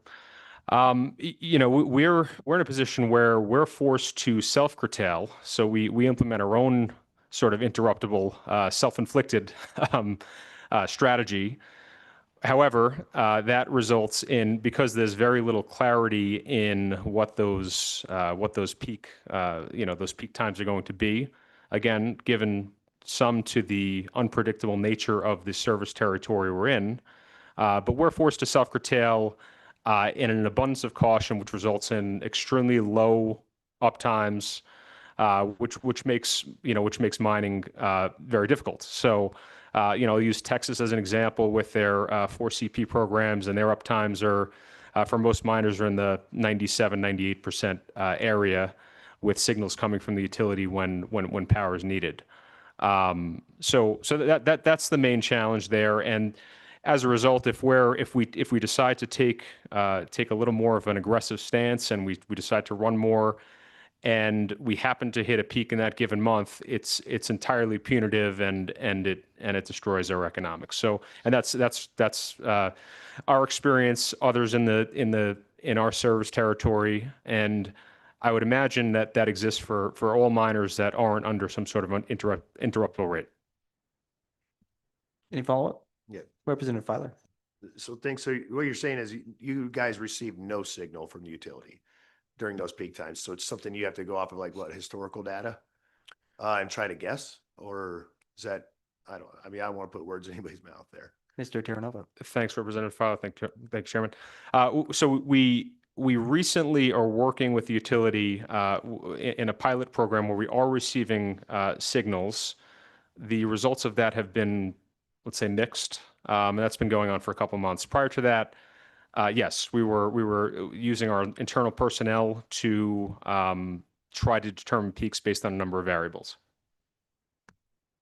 Representative Filer. Oh, Mr. Co-Chair. Thanks. Getting down into a little bit more detail on these questions, how much does, by percentage, and it can be a little hand-waving ballpark, does your rate change from your low end to once you get to a peak rate? Thank you, Co-Chairman. Thank you, Chairman. So the way we're structured, the large power time of use tariff, if we happen to be running during that 15-minute peak interval in a given month, our rate can double. So we can, which basically takes us from a viable business to a non-viable business. So it's such a huge lever that, and again, as a result, we've had to take on an extremely cautious stance where we eliminate virtually all opportunity to hit that peak, which results in uptimes, which are near 50%, which isn't a desired result for anybody. Thanks, Mr. Chairman. Follow up. Mr. Co-Chair. So again, we heard testimony from a lot of our co-ops and utilities that they're working through all of this and they have solutions potential, but it sounds like that solution is not reaching you. And have you heard an explanation of why they can't get you the information ahead of time, which seems like that just solves your problem? The moment you know that the rate's going to double, if they would just give you a 5-minute, hey, guess what? The rate's going to double, all your problems are solved. Is that fair? Thank you, Mr. Co-Chairman. Thank you, Mr. Chairman. I will say, and underlying all this, I will say that Powder River, our co-op partner, has been very supportive of us and very much willing to work with us in solving this problem. That being said, there has been a bit of an information gap in terms of the signals that you mentioned. Some of that I gather is in pre-course control and some of it is not. But yes, I would say that it's fair to say that if we had more reliable, timely signals, then we would have a lot better ability to plan. So, Mr. Chairman, following up, it sounds like from your perspective, perhaps this legislation is insufficient because it doesn't characterize how that interruptible power tariff is structured. It sounds like from your interest, the key isn't necessarily just the interruptible tariff. It's that part of that interruptible tariff includes understanding or warnings or a tip off the communication ahead of time to ensure that you're capable of making the appropriate decision. Is that fair concern? Thanks. Thank you, Co-Chairman. Thank you, Mr. Chairman. Our understanding of the draft legislation is that the hours that are interrupted would protect us from paying that peak charge. If it's something different than that, then yeah, it might not be something that would work for. Yeah. So if that were the case, then just to model after the Black Hills program, if it were a 90% or 95% uptime program with allowance for 5% of the hours throughout the month to be curtailed or signaled for curtailment, that would be something that we would want and other miners would want. Again, with the understanding that those 5% were reserved to be protected from that peak charge. Right. Mr. Chairman. Mr. Co-Chair. Are you under an interruptible tariff, or are you a demand rate response tariff, or what are you under? Thanks, Mr. Co-Chairman. Thank you, Mr. Chairman. We are on the large power time of use. So that Okay. is, yeah, so that is not a, Gotcha, that's helpful. yeah. Any follow-up, Mr. Chairman? No, I'll stop there. That's very helpful. Thank you. Thank you. Okay. Any other questions from the committee?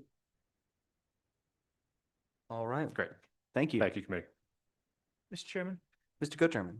You know, just based on the order of testimony, I don't know if any of our colleagues is willing to come up and address those specific questions.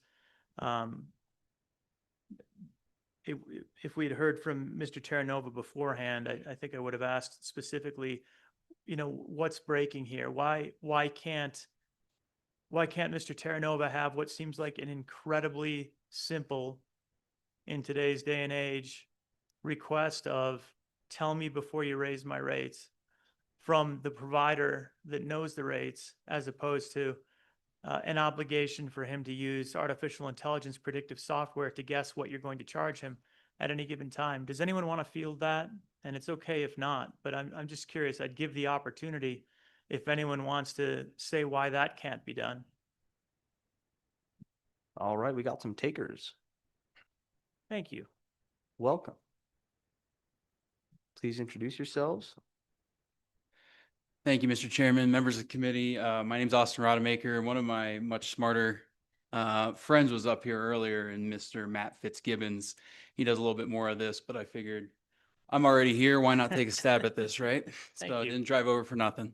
Appreciate it. So, you know, I think it's interesting, right? Because, you know, Senator Rothfuss, you know, a couple of your questions, right? We create this tariff to essentially provide the opportunity. Now it's a symbiotic thing, right? We have the ability to garner more megawatts when we need them.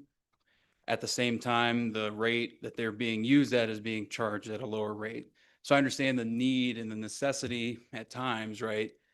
For, you know, what I'm trying to get at here is that, you know, it's a very beneficial tariff, right? At the same time, right, we are reacting to the market the same as anybody else is going to react to the market, because we are not for profit at Tri-State, right?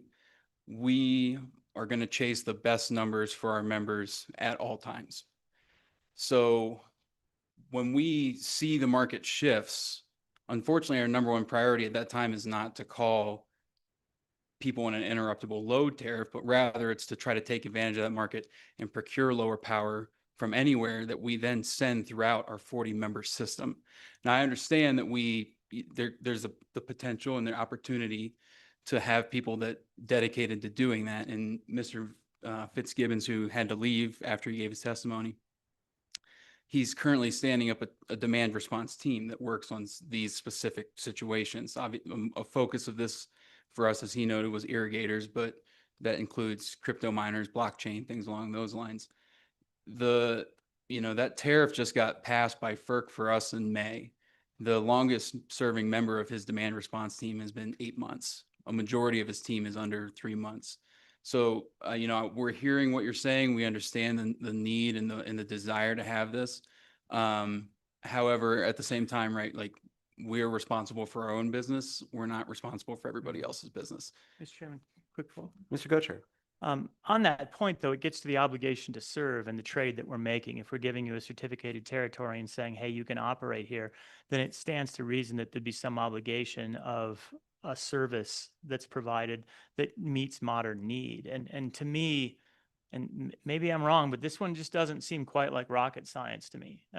This one seems pretty straightforward, where your folks at the trading desk know what they're buying power for, and they're like, whoa, power rates are going up at this point in time. I feel like somebody knows that. I can't imagine you all are just like waiting to watch and see yourself. I'd be surprised if that was the case. And having the capacity then to communicate that, just I'm struggling to be convinced that that's a challenge. And I need to understand why that can't already have been done. We know that others are doing it. I do understand that you've got, instead of a direct path of communication, you have a two-step, right? You've got a telephone call problem, but I still feel like maybe somebody who's purchasing the power has that information. What am I missing here that is a 21st century struggle that you guys aren't able to overcome? Ma'am? Hello, I'm Rosemary Henry, Executive Director of Wyoming Municipal Power Agency. I'm going to give you a fairly technical answer, and then you may have questions. So we could give you load. We are working on this ourselves. We don't have the bugs worked out. I'll be honest there. But of being able to send by delivery point a signal every 5 minutes over what they call ICCP. And so someone could get that and we could give them a good idea of the maximum amount. Now I want to get into the complexity.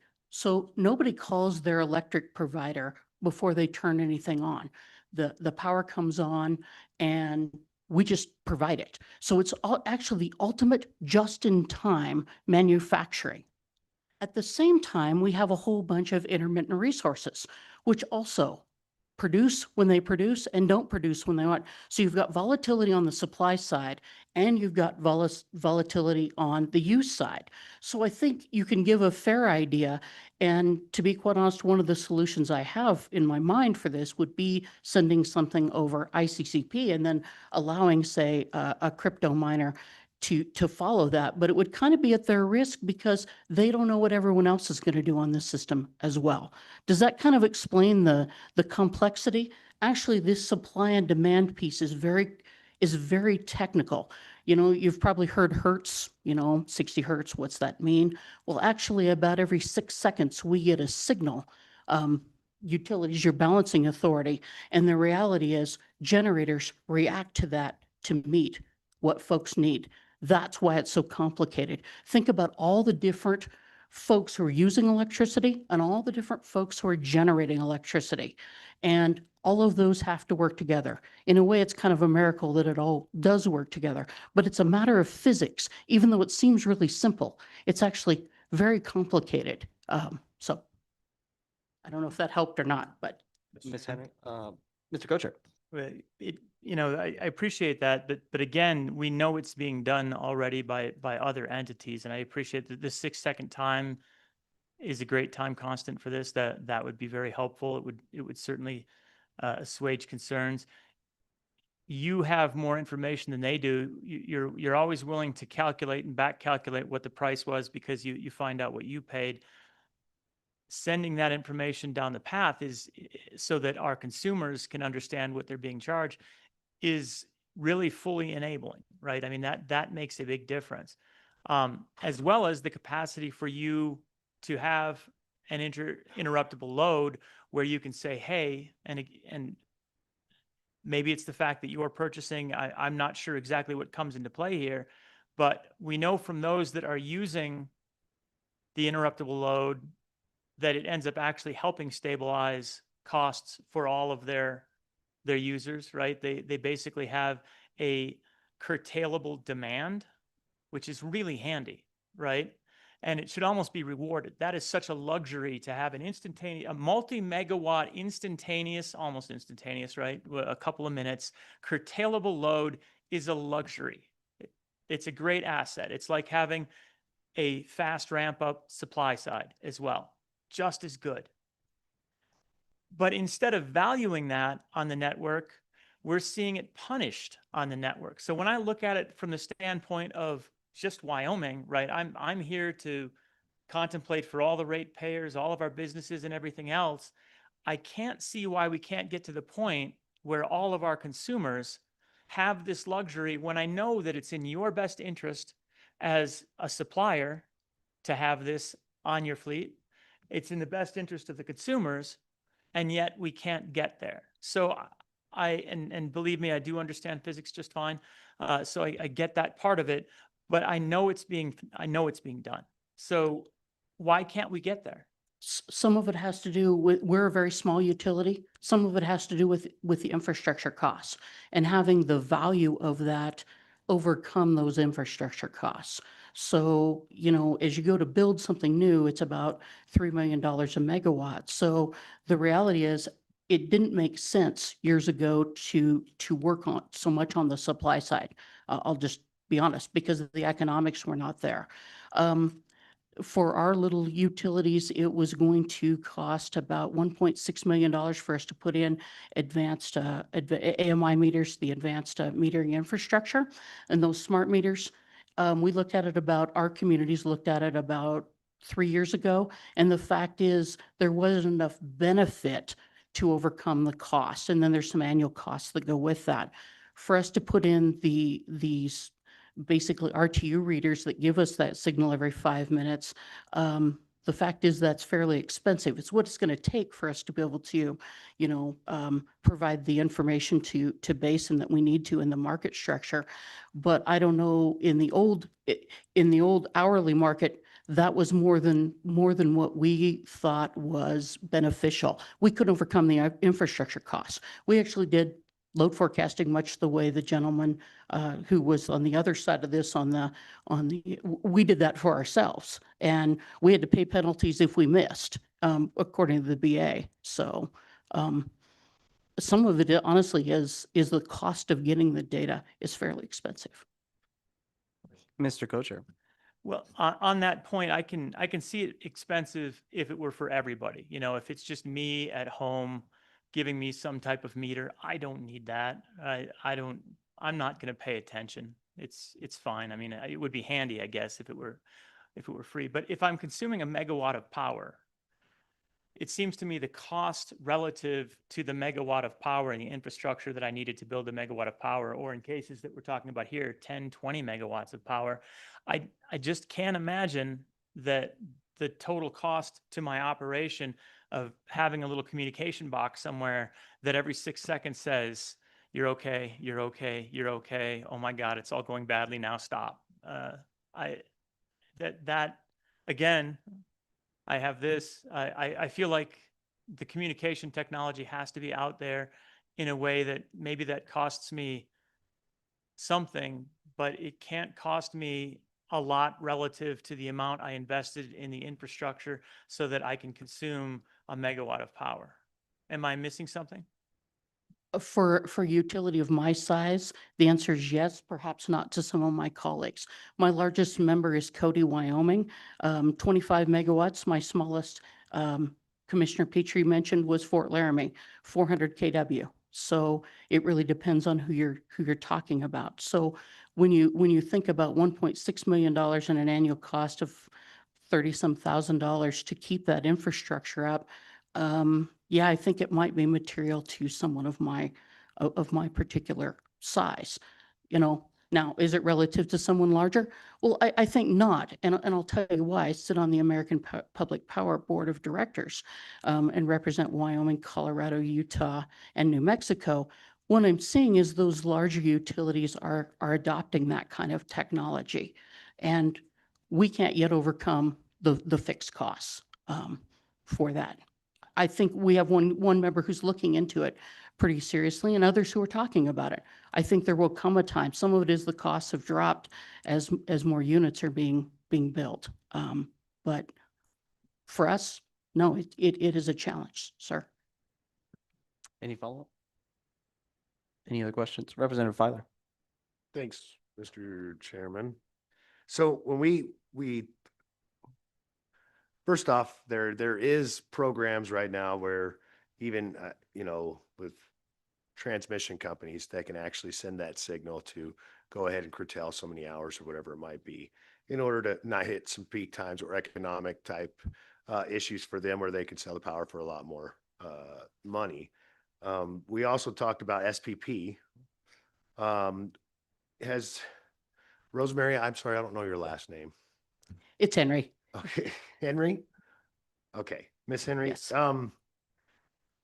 Would it, with your small operation that you have, and I understand we're talking about a lot bigger utilities around the state other than yours, would it be okay would you guys be open to something where somebody's willing to pay like a day ahead market price or something of like that through SPP, where you could have a large user purchase day ahead pricing and then they're locked into that rate for 24 hours? Would you guys be open to something like that? Ms. Henry?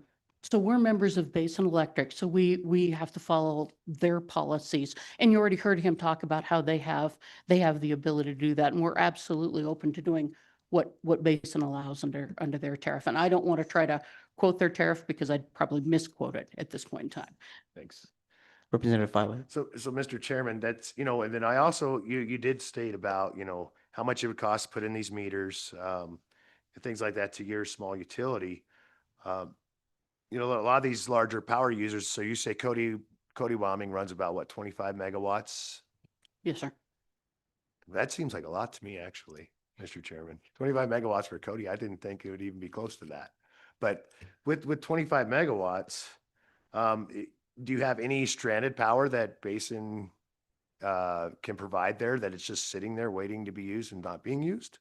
Sure, sometimes according to load factor. So you have some months where you have a very load factor. The summer happens to be one of those where you have a peak, and Cody has so much, additional tourism traffic. So you would probably have some time, roughly 40% of the time in the summer. Now it would be less than that during other months with higher load factors. And I think, looking at Precor, I don't want to speak for them, but they have a much higher load factor, so they probably have less availability than we do. With a lot of residential load. Mr. Chairman, I think that's all I have. Thank you, Ms. Henry. All right. Any other questions from the committee? Okay, please.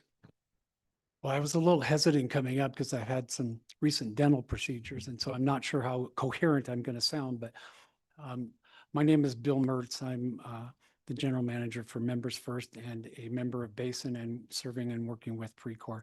And I don't know that I'm going to try to provide any more technical context here, but one thing I want to kind of emphasize is Basin serves in organized markets, and if you would, in the West as well, where there is not an organized market, which Precor resides in. I want to emphasize just maybe one thing, and I think you heard it not only from others, but you even heard it from one of the members.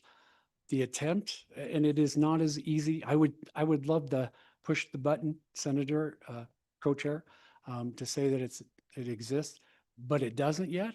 But yet you heard a commitment, and one of our mantras is courage, commitment, and collaboration. And you heard all three of those things reflected today. And even though Mr. Terranova's organization has cited that some of his rates are sometimes higher and lower, he actually has that opportunity during the demand waiver period to leverage that, which Basin has provided and is in Precor rates. What I want to emphasize is the commitment and the courage to serve these obligations and the commitment to work on solutions. I don't think you heard that that was not existent. In fact, it's very much in play. You heard if you would, the innovation of Precor in terms of researching battery and storage and how that could complement this.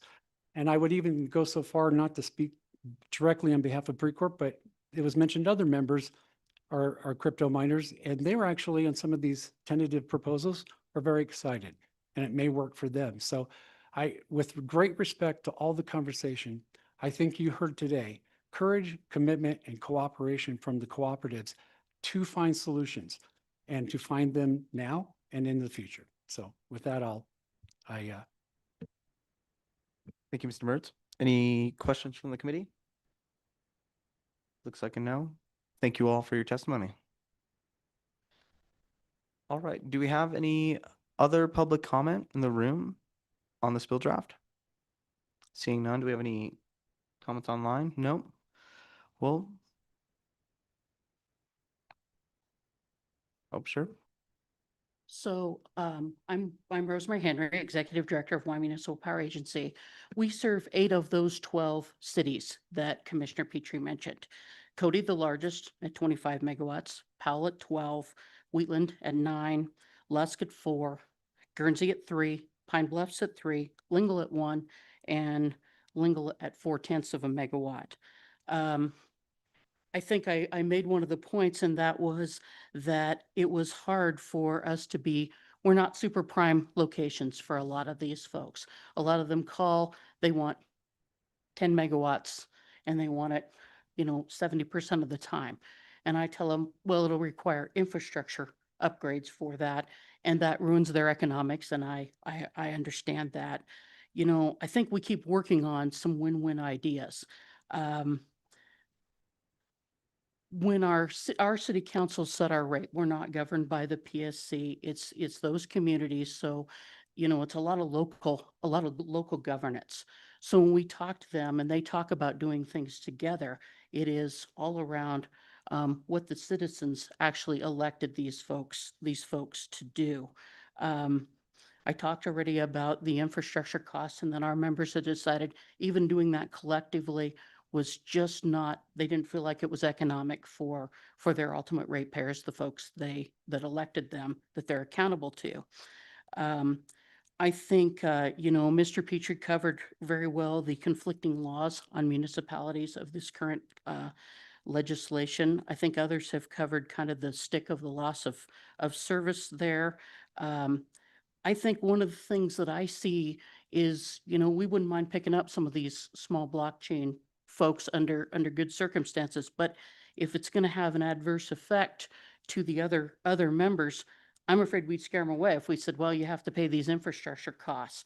And we sure don't want to do that. We ask that you allow a win-win. I think that technology will come down in price enough that it will be affordable to communities like mine in the future, but I don't think we can do it right now.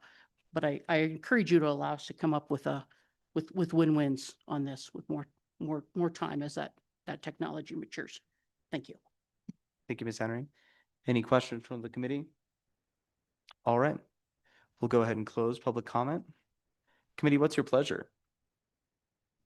Mr. Co-Chairman. Thanks, Mr. Chairman. I think we need to, the bill's certainly not ready in its current form. I think there are some changes that we heard from Mr. Petrie recommended as he went through his discussion that we can implement and then consider at a next meeting if we have a next meeting. If we don't have a next meeting, then I guess we'll just consider it for potential draft legislation that we can work on as a select committee, still implementing the same things. So that would be my recommendation, is that we continue working on it, take into consideration, for example, the change on page 2 to strike the electric utility operated by a city or town. That makes good sense. Eliminate the PSC exemption language and just dramatically streamline the draft so it gets to that simplified version that seems like it would be operable, and then provide the flexibility to the PSC for some of the implementation on how the incursions would work. Include a minimum for the next tentative draft of it has to be a 1 megawatt interruptible tariff requirement, and then the incursion would only be for 1 megawatt interruptible tariffs, so that it's very much more narrowed and streamlined. And I think that's something that we can go back and forth, work with the PSC on until the language makes sense. And then if we do have another meeting, we can have more conversation. I think it's an upgrade relative to what I heard. It's still not necessarily going to make our friends happy, but it moves in a direction that certainly I think is more reasonable for what we heard in testimony today. So that would be my inclination. Without objection, I'd suggest that we go in that direction and continue our work on it. All right. Is there any objection to that? Seeing none. Well, Mr. Chairman, would this be Representative good Feiler. time just a general comment? Yeah. Yes. Okay, well, the one thing I think this committee heard today was a lot of, what are the problems? What are the issues? Whether it's all the way from the PSC, all the way down to the utility, to the end user. The one thing we did hear, I think, you know, as a committee is, you know, maybe somewhat more of a commitment. You know, maybe somewhere where utilities are willing to come up with better plans, better ideas in order to help this industry grow in Wyoming. So I think that's something that, you know, Mr. Chairman, I think we definitely, you know, as everybody knows, this is part of my livelihood, right? But I think it's something that we need to take into consideration as we move, you know, with working the draft of this bill, you know, being able to see how these utilities and co-ops and transmission companies and end users and the PSC come together with something that actually really works without having to hit with so many different regulation, where we can, everybody's going to be a winner. And I think that's what we want in Wyoming is everybody be a winner, the utility, the ratepayers, the industry. We want everybody to be a winner. And I don't want to stab one industry to make another industry better. I want to make it to where they all work together, Mr. Chairman. I think Well said. it's something I'd like to work with as we move this forward. Any other discussion? All right. Well, Mr. Co-Chair. No, we're good. Okay. With that, without objection, we are going to continue this conversation in a later meeting. Mr. Chairman, I will say thanks to everybody that showed up to provide testimony. Appreciate your time. Appreciate traveling here, and we'll continue to work on it. But thank you so much. Thank you. All right. So with that, we are at our 4 o'clock. Don't everybody get up and leave. Yeah. But wait, there's more. There's more to come. That got us back pretty close to on schedule. We want a break now. We could break. Right now. You want a Just break? 10 minutes. Yeah. 15 Okay. minutes. All right. Break.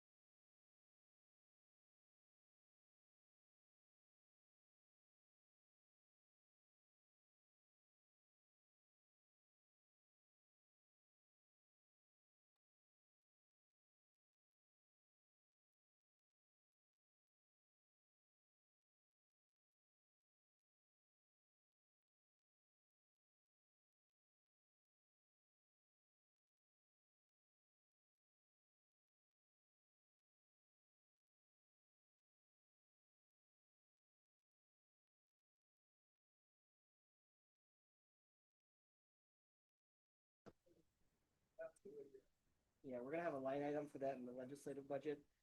Gamer chairs. Alrighty, folks, we're gonna go ahead and hop right back into this. We got one more thing on the agenda. Autonomous vehicles. Gonna have this discussion. Please take it away, Mr. Pope. The room is a little emptier now. Apparently, the whole room wasn't full to see me. And it rarely is when people are confronted with the thought of listening to an accountant talk. So, but to those who, to the Mr. Chairman, to the committee, and to everyone else remaining, thank you for this opportunity. Again, I'm David Pope. I am one of the governor's liaisons to this committee, and I am also a CPA. And I fancy myself as someone that that can at least look at things and predict part of the future, but not all of it. Autonomous vehicles. The interesting thing about it is we have looked at legislation a couple of different times on this. The last time was in 2021, Senate File 0007, autonomous vehicles, passed the Senate but failed in the House.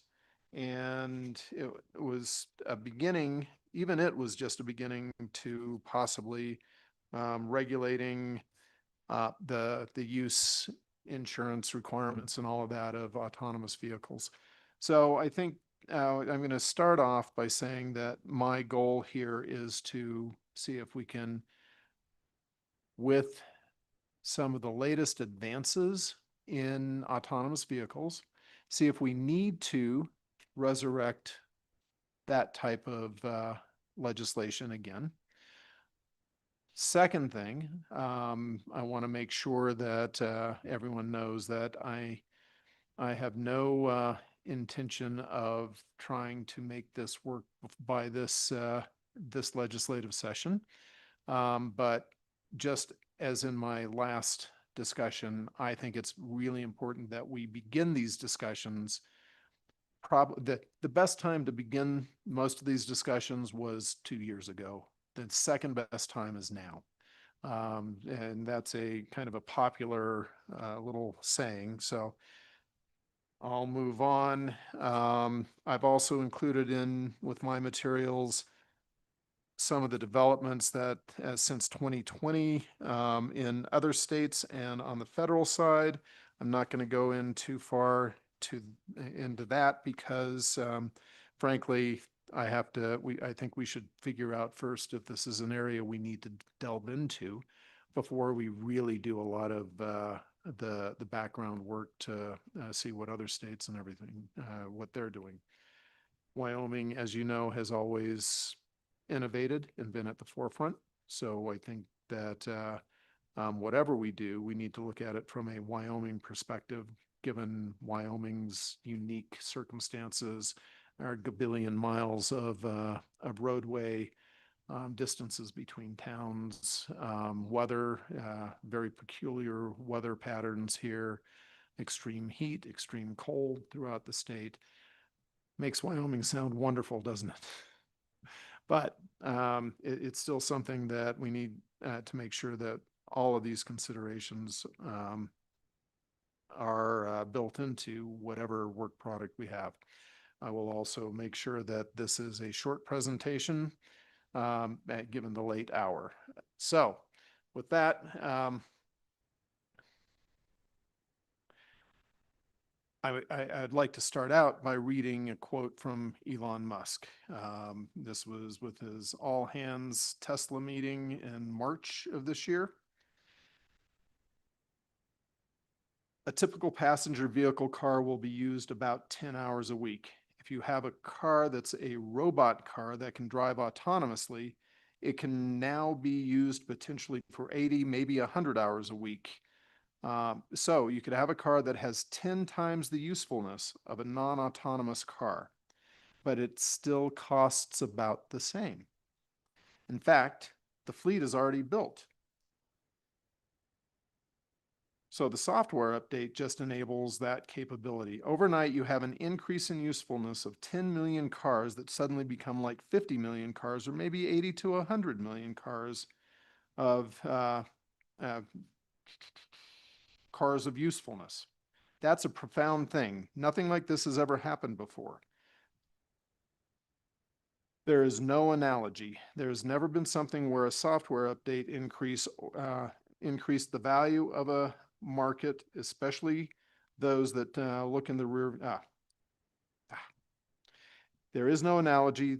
There's never been something where a software update increased the value of a gigantic asset base by a factor of like 500 to 1,000%. So it's very difficult for people in the stock market, et cetera, et cetera, et cetera. What he's saying is that a vehicle that is completely autonomous can be used by multiple people, multiple times per day, every day, and only have to be recharged once. That's the power of the software. So back in 2018, I gave a presentation to the Greater Cheyenne Chamber of Commerce, where I talked about autonomous vehicles when combined with blockchain capabilities. And that's really what I'm going to be talking about here. And I use the state as an example. The state motor pool has, I think, 1,000, 1,100 vehicles, something like that. Imagine our wonderful members of the LSO that have to travel all over the state. And I believe that they use predominantly, or possibly at least some of the time, the motor pool vehicles. Imagine they had a meeting, they lived in Cheyenne and had a meeting in Casper. And at 6 in the morning, a car came to get them. They didn't have to go to the motor pool. They didn't have to waste that time. They'd get in the car. They wouldn't have to drive it. The car would drive them to Casper. That's not the end of it. After they drop them off, that car then goes and picks someone else up from Casper and takes them down to a meeting in Cheyenne, maybe a legislator. Then when they that car drops that person off, it drives itself to the motor pool, gets charged, and then drives people, picks someone else up. It can virtually be in operation 24 hours a day. Maybe 12, 16 hours, up to 24 hours, depending upon the capability of the battery. How many vehicles in the state fleet would we be able to eliminate? That's the question. There are estimates that up to 40% to 60% of the cost of maintaining the motor pool could be eliminated if they were replaced by autonomous vehicles. Now, of course, the autonomous vehicles wouldn't replace, at least yet, snow plows and heavy equipment and things like that. But in the day-to-day driving of state employees, how much less stress, how much less liability, especially if you have someone that is overly tired after a meeting and still has to drive back to Cheyenne, back to Casper, back to any one of the towns that they are from, and they get in an accident. An electronic vehicle is never tired unless the battery, or an autonomous vehicle is never tired unless the battery is dead. And then it just stops. Hopefully that doesn't happen, but there would be safeguards in that case as well. So the kind of the end product of this is a way for the state to have a motor pool that is constantly in use, that has that has less downtime, costs less to run, and is smaller, and begins to save the state money in ways that that we're not even talking about, and especially in the potential liability areas. Are we there yet as far as the software and the capabilities within the autonomous vehicles? Elon Musk seems to think we're really close. But as with everything that I look at within the purview or my purview as one of the members of this committee, you know, we have to look at not only how do we regulate autonomous vehicles, but how can the state benefit from the technology that's out there in order to lower its own costs, increase its productivity, increase its ability to do the state's business as well. I know that Senator Rothfuss is, if he'll forgive me, he hates the use of studies. So in my materials, I suggested a study. But here's the interesting thing. It was going to be called the WAVES study, Wyoming Autonomous Vehicle Exploratory Study. But I'd like to suggest a change to that since we don't like the word study. How about the Wyoming Autonomous Vehicle Exploratory Exploration, WAVE? I'll be here all day, folks. So I don't know how to do this though without a study, because you have to have a pilot vehicle. You have to keep records on that pilot vehicle in order to see if this will work ever within the state. Again, we have some unique challenges in the distances and the weather and all of that. So I, however, think it's something that the potential benefit of saving 40 to 60% of our budget on the that we have for the motor pool very much could justify at least one study that I would propose. And with that, I'll stand for questions either on, you know, federal and other federal and state actions, what we've done before within the state as far as autonomous vehicles goes, or the WAVE study potential. Thank you, Mr. Pope. Any questions from the committee? Oh, Representative Yendo.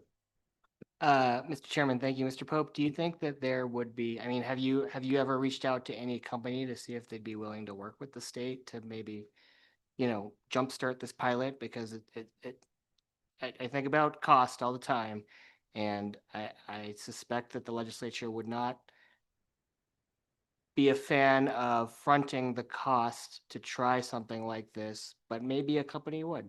So have you ever tried reaching out to any company about it? I reached out to, thank you, Mr. Chairman. And thank you for the question, Representative Yin.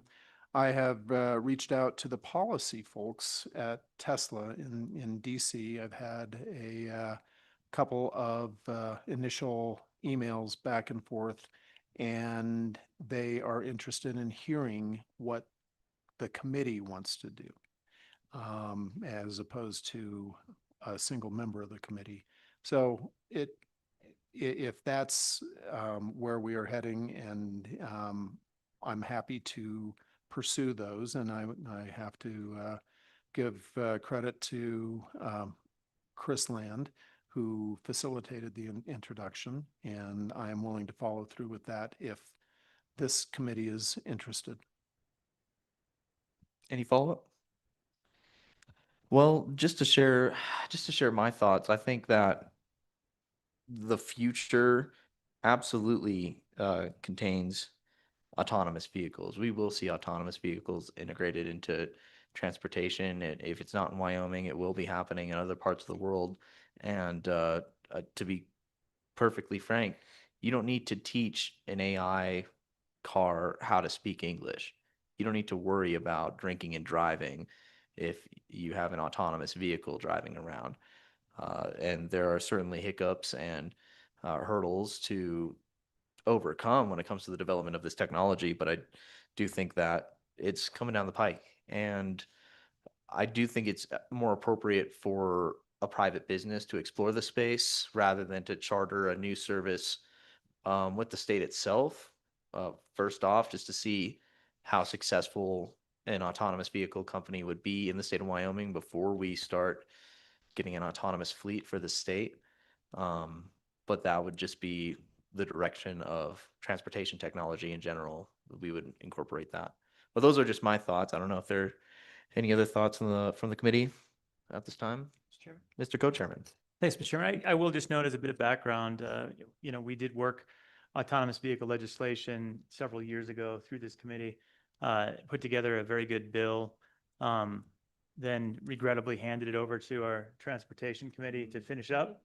And we never saw it again. So it's very reasonable for us to go back and visit that. And what that legislation did, which Mr. Pope talked about kind of in the first part of his discussion, was get at some of the underlying issues related to liability, insurance, and other key provisions that really need to be in statute. Other states have passed that type of legislation. We drafted that legislation, and that's kind of a foundation piece that probably needs to be in place. At the time, we did talk to some of the companies that were doing research, trying to explore the possibility of using the state of Wyoming as a location for research as they were working on their AI and working on their autonomous vehicles. At the time, they weren't particularly interested. A lot of time has passed since then. And the reason was they were operating in states that had an awful lot of sunshine and very, very little snow for good reason as they were exploring.